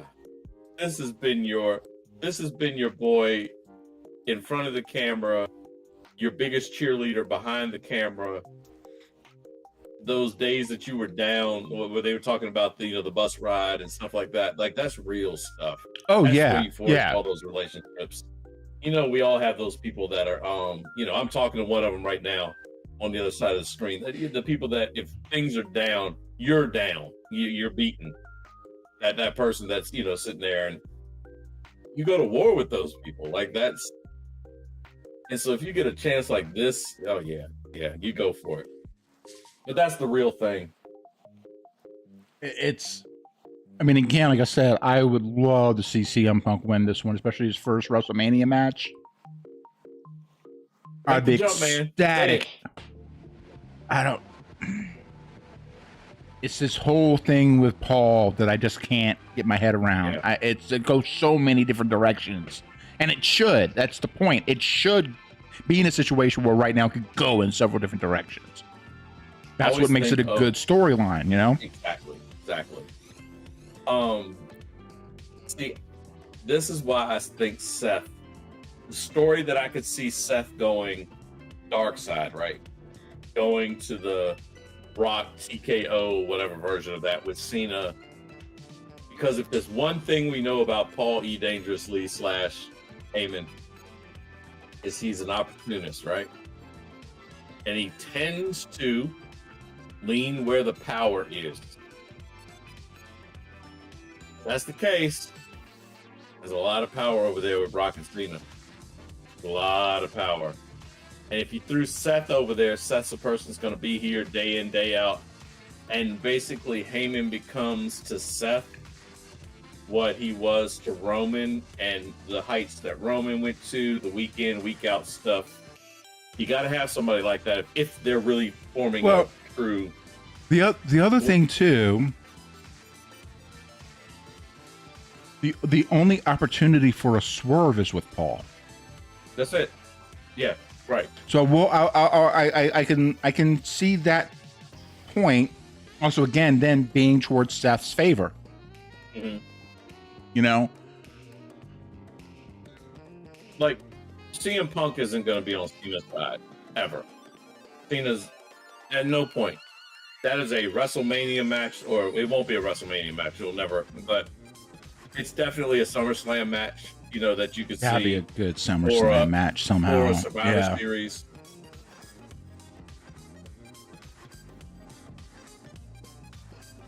So you have to keep them on the opposite sides of each other. Seth, on the other hand,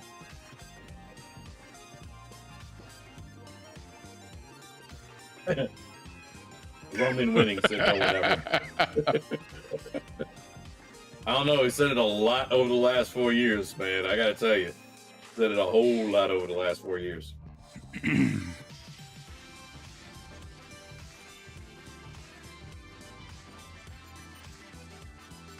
Got the garbage cans out.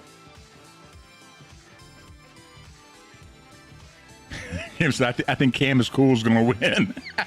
He's actually there now on his iPhone. He's the ref. He's the ref. Right there. That's actually. Now he's in the crowd on his iPhone, watching the stream, and he's gonna jump out there.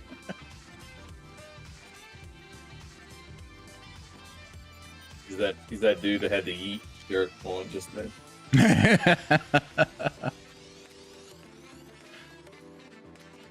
Again, so yeah, there's no DQ and everything, but this is still a traditional triple threat match in the sense that the pin or submission or anything has to happen in the ring. Get in the ring. Yeah.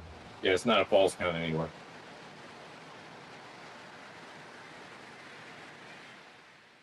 Nas Reed, doesn't he play for the Timberwolves?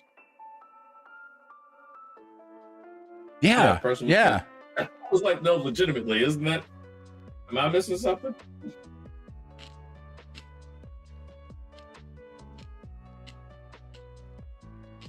Unless he got traded.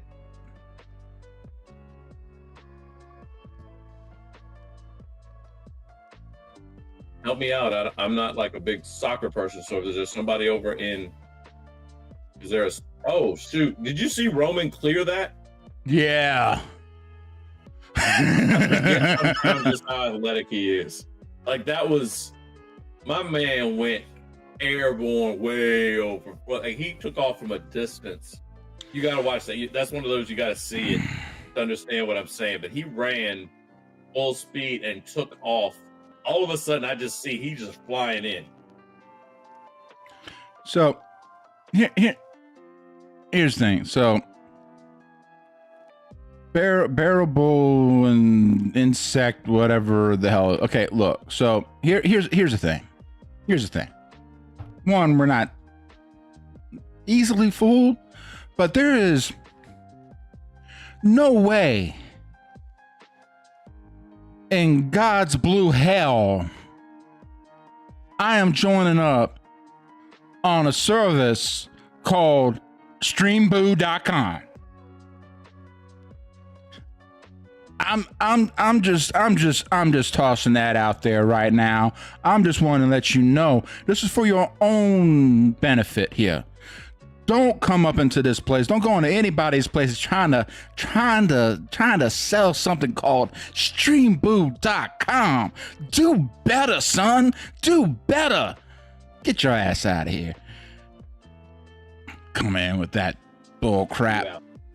It's a bot. No, I know. But it's still at the extreme boo. Like, come on now. Like, don't insult my intelligence. Don't even like. Come on with distraction. I need another drink. God damn it. You're irritable, man. Drink more. Drink more. Hey, that's been one of more of my tame ones. I've gotten vicious. You saw me sit back, right? He's like, oh, I don't know where he's going. Do I got to cut this out the VOD? Yeah.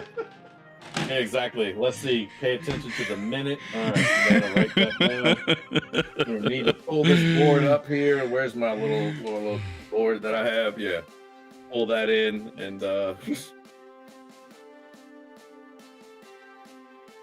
Yeah, I like to see the whole the UK Canada unity we got going on here on the stream. It's a very, very, very, very positive vibe to help smooth out my otherwise harshness to the stupid bot trying to sell me on a bunch of bull crap. You're a trash American, man. What is happening? You just. See, I got see that pulled out the Cajun and the Italian, like that came out on both ends. All the channels. For King and Country.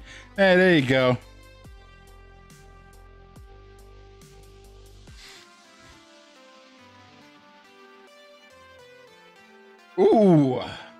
CM Punk can still do some moves. Oh, yeah. See, now they got a whole countdown going. Jump in on 1, 2. I love how one was going 3, 2, 1, and it was going 1, 2, 3. Jumps in and beats in on Roman.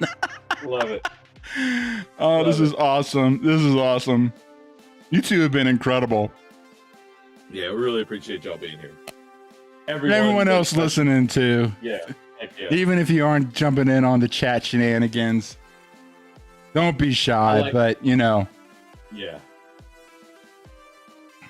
The main thing is just to have fun. I hope everybody's enjoying it. This is WrestleMania weekend. This is supposed to be the most It's fun WrestleMania time. weekend. It's Easter weekend. There's all kinds of stuff going on. Good Lord. We started the stream 30 minutes late.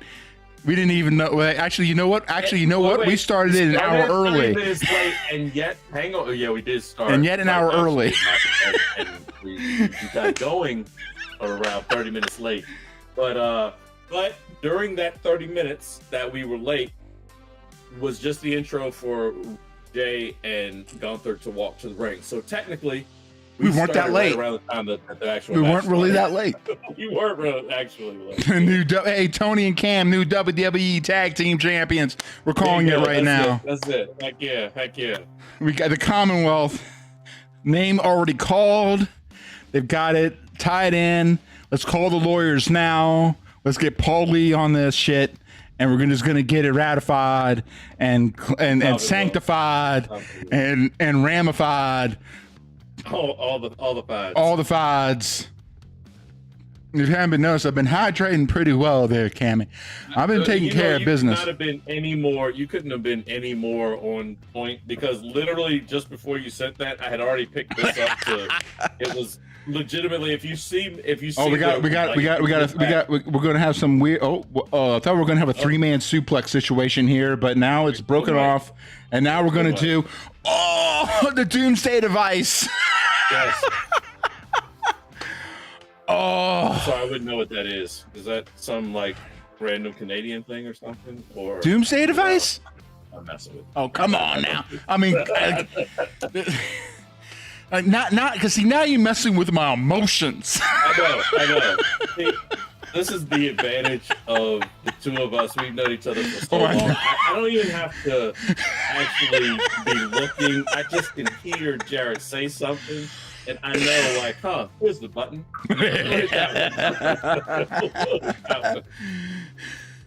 And despite the fact that Jared knows that that's what's going to happen, I'm still going to fall for it.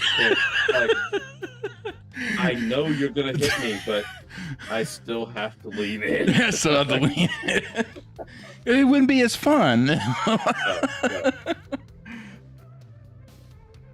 Uh-oh. Kind of hit him with kind of a go to sleep. Nah, see. Goes backstage to say hello to Chelsea. Fuck Brett. Okay, see, now look. Now, Tony. See, now this is where Cam and I are going to have to partner up, see? My boy. Don't be messing with Tony. Tony's awesome. Don't make me mute you, Tony. You're only one of two people talking on the stream right now. Don't make...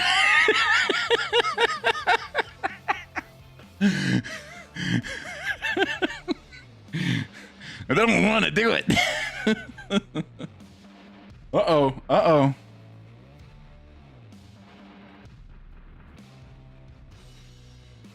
There's Bulldog. Like I said, even though CM Punk's my boy on the wrestling side, I will say that it'd be cool if he did get a tap out here in the middle of the ring, because it'd be his only chance to, because he sure as hell can't do it in MMA.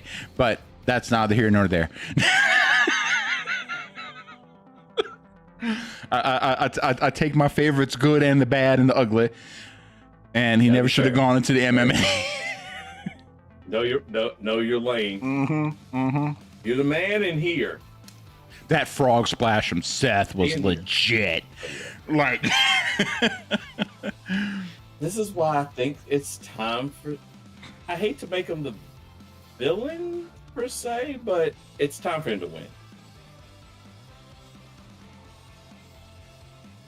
He's been doing a lot of carrying, and he has. He really has. Time, you know what I mean? Like, and this is why I'm like, for me, is really between him or Punk, because like again, Roman's won, so he doesn't need to. He doesn't need this. But CM Punk being his first WrestleMania match, in a way, definitely has a need. But you're right about Seth. Well, he's been on a WrestleMania match. It's his first WrestleMania like headline main event. Yeah. I'm sorry. Yeah, you're right. I'm sorry. Yeah. But yeah, this is Tony is a bully. British Bulldog wipes the floor with Brett. Okay, look, Tony. Okay, look. See, now I know how a common fan would not understand this. But Brett was actually like a legitimate, like Brett, like legitimately would just tie people like.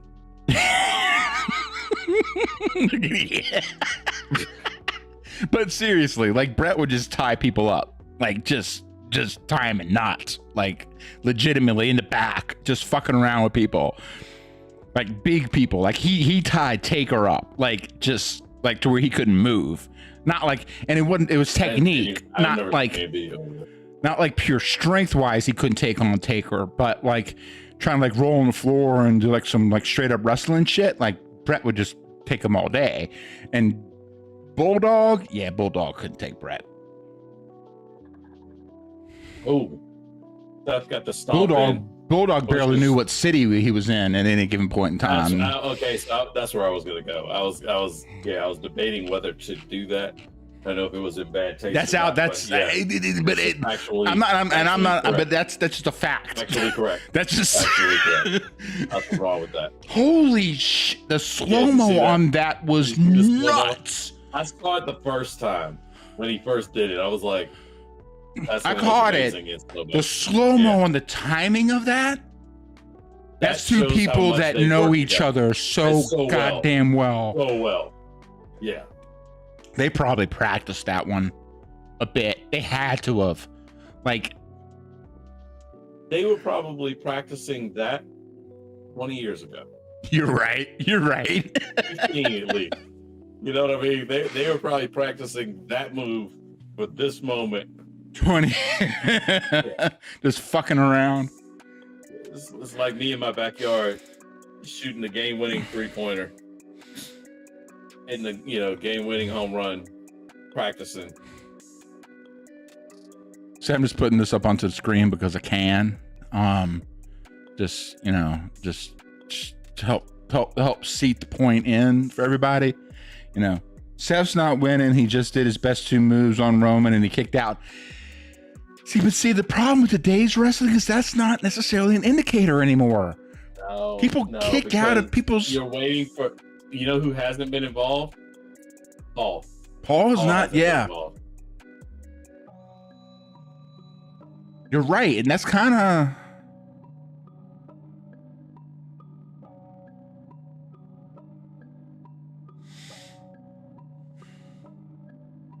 Because see, like what he just said, that was CM Punk's moment, and he didn't pull it off.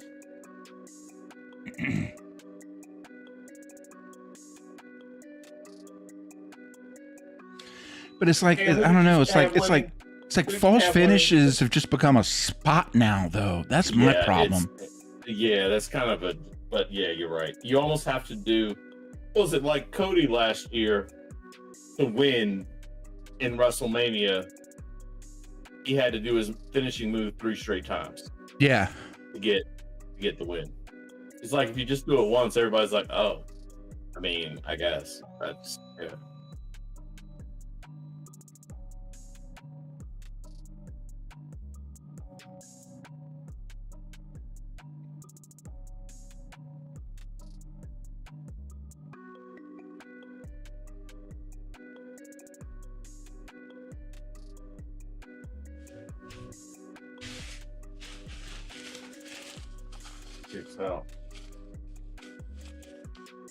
$100 Oh, so Tony says when Paul gets involved, be quiet because we're ahead. Yeah. Okay, we're gonna.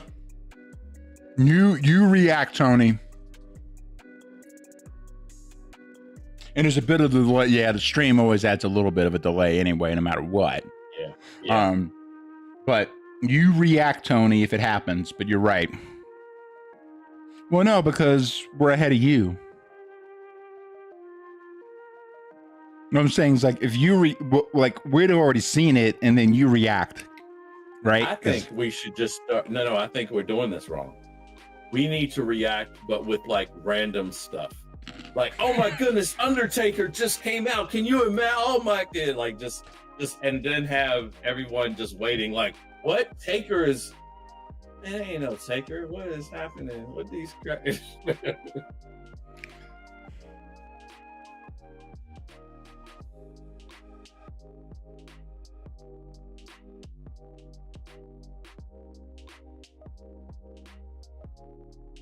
How much of a delay do we have anyhow? So that's just pulled the Stuff off the table announce table. Probably going to be, and depending where they are, it's going to probably be a few seconds on Twitch, 10 maybe, and then probably closer to 20 on YouTube. Way more on YouTube. Yeah, YouTube's typically always much more behind, unfortunately. It's just the way back. It was. Because the trade-off on YouTube is that I switched over and looked, and the women's match is still going on over. It can't be that bad.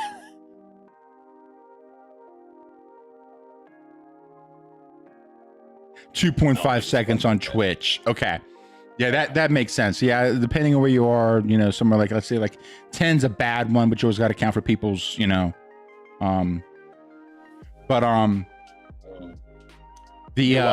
watching a stream, not. That's right, because you said you were. UK, you can watch it on Netflix. Mm-hmm. Yeah. Anyway, YouTube's because YouTube also allows for higher bit rate, which in turn could, especially if you're going for like 4K type streams and stuff like that, which we're not doing, but they always have more overhead on it, so it's always longer. Anyway, good Lord. Yeah, that. Hey Cam, do you have to watch it on? Do you watch it on Peacock? Mm-hmm. No, go. Yeah, Cam in Canada. That's an interesting question. I don't know. Yeah. In the U.S., we're watching it on Peacock, right. Which is NBC's streaming service. Right. It's kind of a weird. I guess it's the. Should Roman just hit Seth? Yeah, I think he's like just like 10, 15. Yeah, then power bomb punk. Yeah.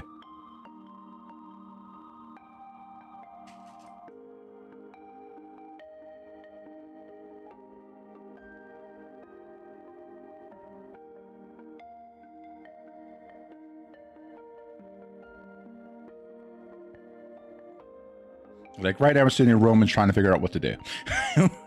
Yeah, that's not terribly telling one way or the other, Yeah, both tables gone. Yep. So I got you, Tony. Yep, just did the super spear. Okay, yep. So good. Yeah, 15-ish seconds.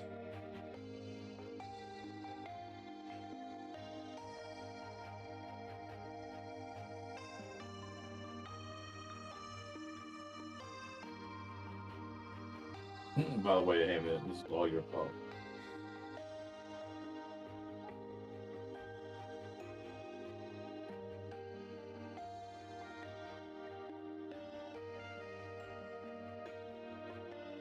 Oh, you're not going to ruin it for us or anything, man. That's not the problem.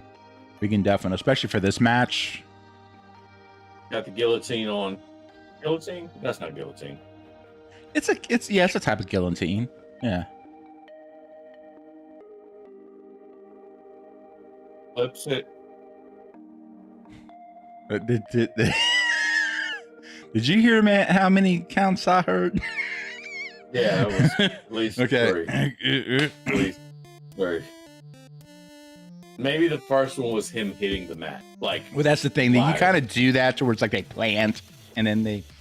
Yeah.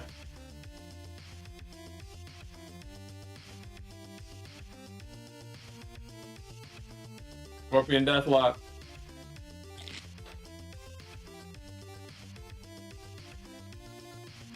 I like that they tried to blip that out. Scorpion Deathlock in the middle of the ring.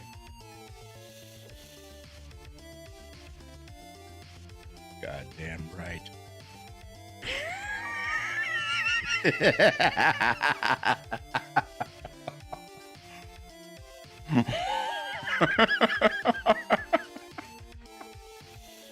Sting, the move that Sting made famous.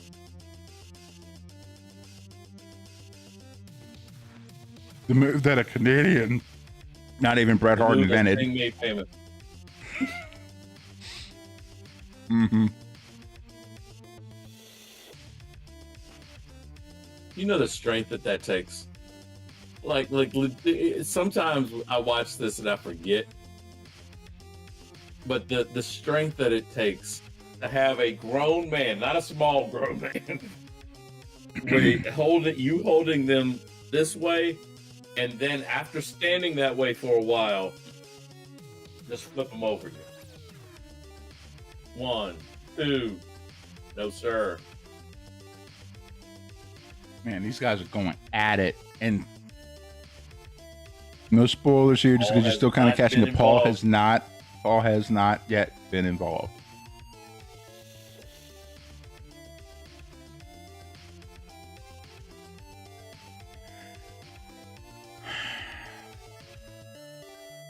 Rough.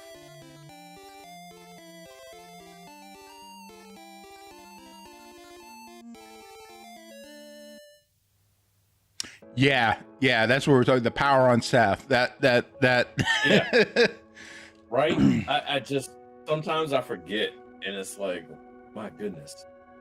Well, just for 'Cause CM it's one Punk, thing who's to do that, like as soon you kind of have momentum and Right, someone right. hit, it's one thing to kind of do it. Then he went and Roman fully sank in the headlock, like the guillotine is, again, I'm probably using the wrong term there. no, that movie, Sank that in, like Seth is hunched this way for 5-10 seconds, and then to go from that dead spot to be able to flip somebody is, that's just no.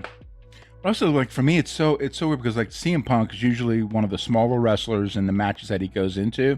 The fact that his finish is the go to sleep, where he has to get people up on his shoulders like that, and then get his head. I mean, granted, it's just him ducking his head down, but that's still easier said like than done. just yeah. You don't get somebody up at least this much. They can that help move as much as becomes they a lot want. different. It's oh, good grief.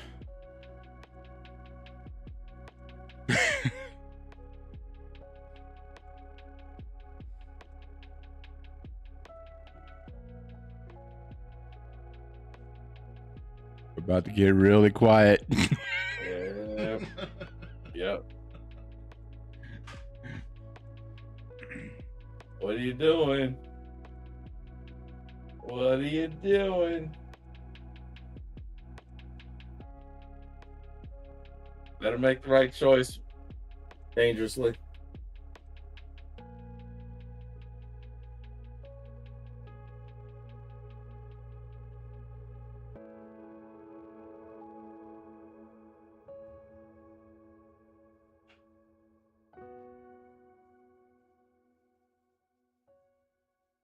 I like that the ref is just watching. Like,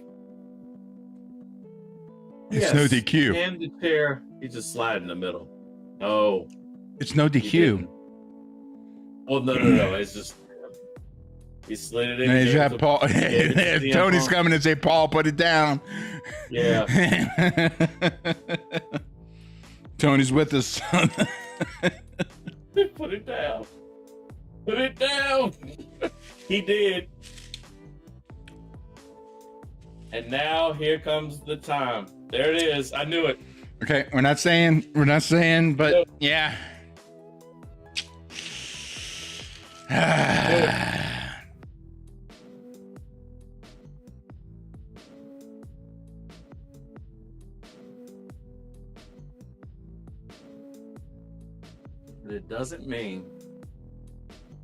It doesn't mean you made me do it.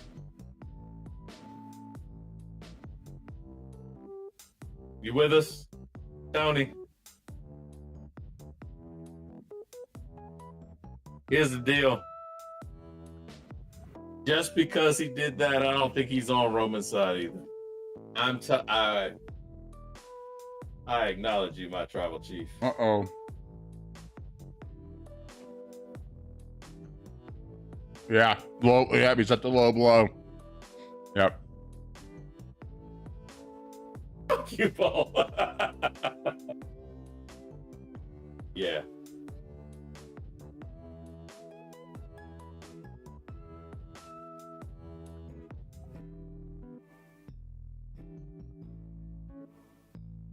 Mm-hmm. Yeah, here See, we go. this is what I'm talking. See, what am I talking? See, listen.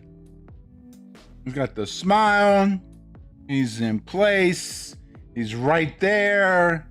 Paul's even looking down.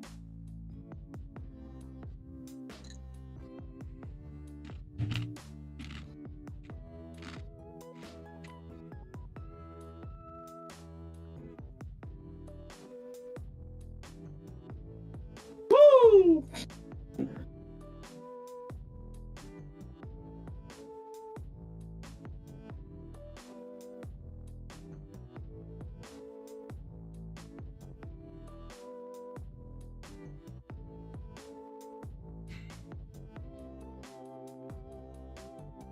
Let's go. Let's go.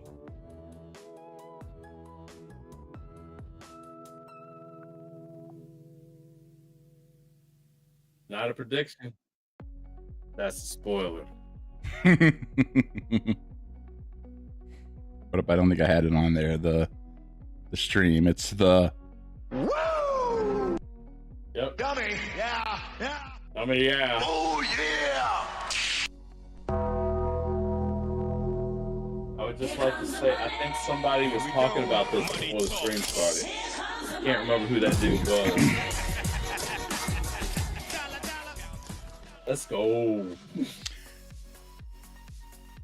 Now I did say Oh, that That it wasn't would- you.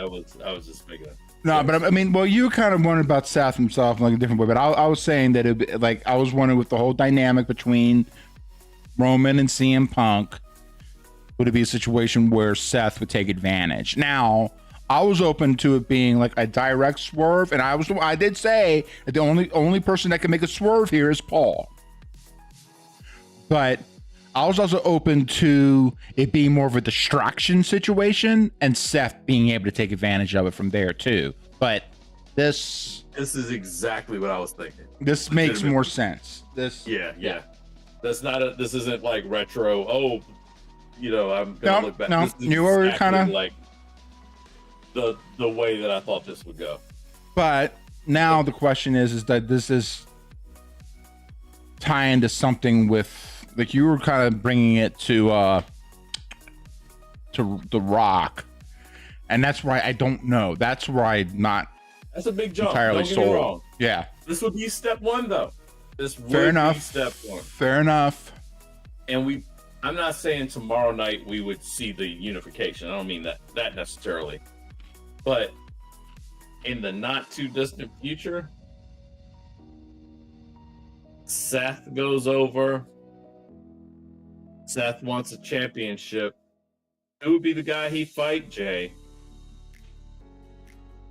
Yeah, probably. Cena's gonna have that title already. They have to have somebody in that group if they really do form a group. I mean, there's still no exact definite thing about that. But if they form a group, you got to have somebody that's going to be on TV more than once every 6 weeks or so. Even if you have Rock 1 week, Cena 1 week, Cena's already said that he was going to take the title and go home. So you figure he disappears for at least 6 weeks. you got to have somebody on television. Heyman's a talker. Seth's a talker. Seth's a workhorse. He's going to be there.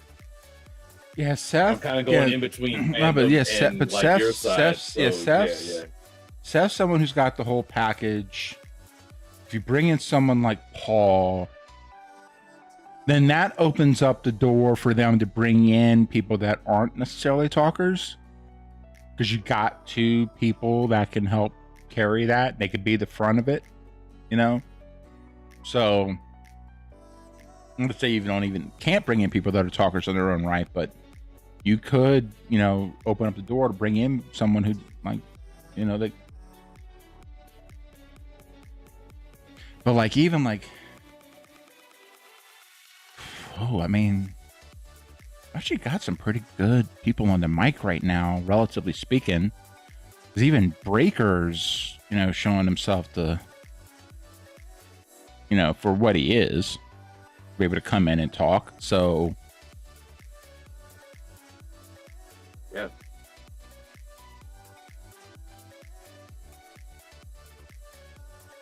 man, I You don't do feel bad for Roman. For Roman.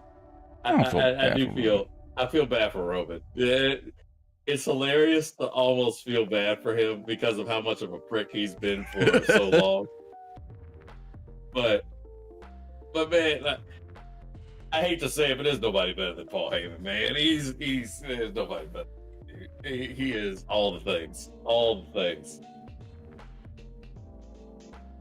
You talk about somebody that was just designed to do something. There's nothing he doesn't do well. It's like him and Jim Cornette.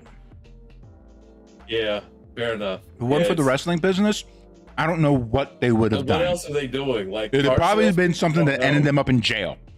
Probably, very likely. Well, that and you know, to your point, yeah. Now I want to know why Paul did what he did, and I think that's the point. It's WrestleMania. Now let's start to build those questions. Let's start to build those things that start to move forward. You know, just to start to. So, Roman, with him and Roman's the easy one. He disappeared. Roman, he wasn't there for Paul during the whole Solo Sikoa takeover. He let Paul go through a table, all that stuff, like all that. That's an easy jump. You kind of say the same. I mean, if you want to be, you know, I don't want to say lazy writing, but a little lazy writing. You can say the same about CM Punk. He disappeared for 10 years. It went away. You weren't here. He went to a different company. Oh, he quit for 10 years, 8 years. And then showed up with the competition. Mm-hmm. Which then in turn left Paul floundering. It did. With this whole bloodline bullshit. Because he had no other pony to pitch his hook onto. Right.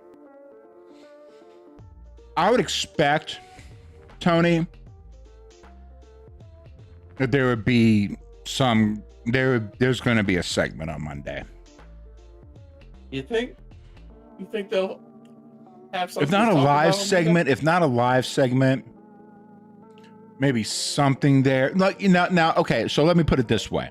I could see it even being something where it could be like a backroom interviewer trying to get something out of the two of them and then pushing them off. Or something. But I think they need to, because again, we also got to remember, this is the first night. We got a whole nother WrestleMania going, and they need to come in and do something on Monday. If not outright, they need to do something to tease it. They got to do something somewhere. You got to remind people. Yeah, exactly. One, remind people or inform them. Or without stated flat out. Yeah. One of the two. Because you can't let this. Not everybody watch.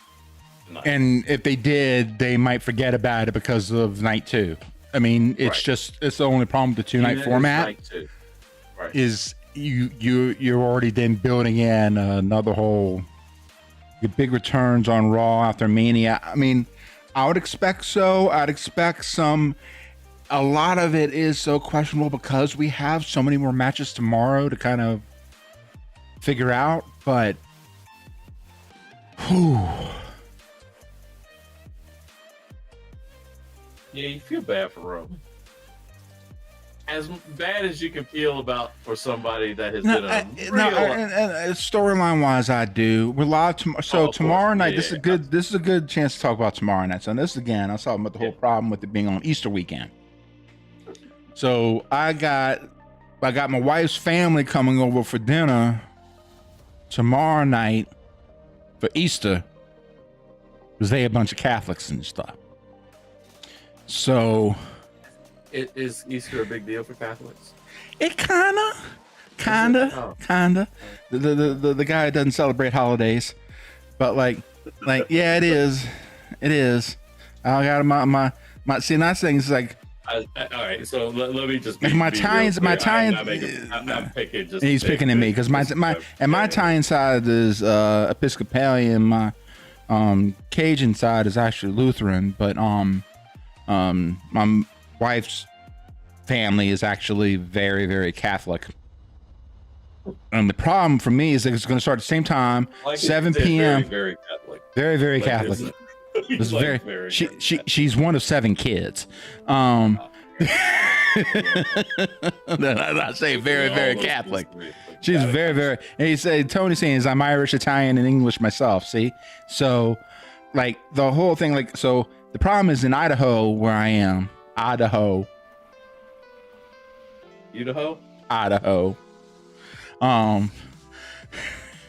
is that the 7 p.m. start on the East Coast is a 5 p.m. start my time, and guess what time we starting dinner? So there is an opportunity for us to get on live tomorrow. Dinner at 2:30 in the afternoon. That's good. There is an opportunity for us to get on live tomorrow, but we would have to.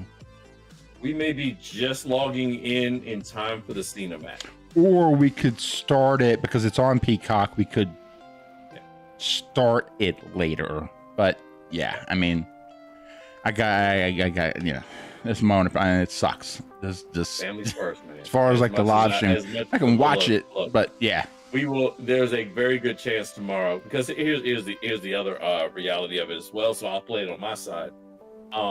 There's a good possibility that I might actually. So I've been trying to get my son into watching wrestling. Well, he's old enough now, so I could have got him into it early, but I chose to be a hopefully decent father and not start him when he was really young, perhaps, and thinking like it was okay to do this stuff.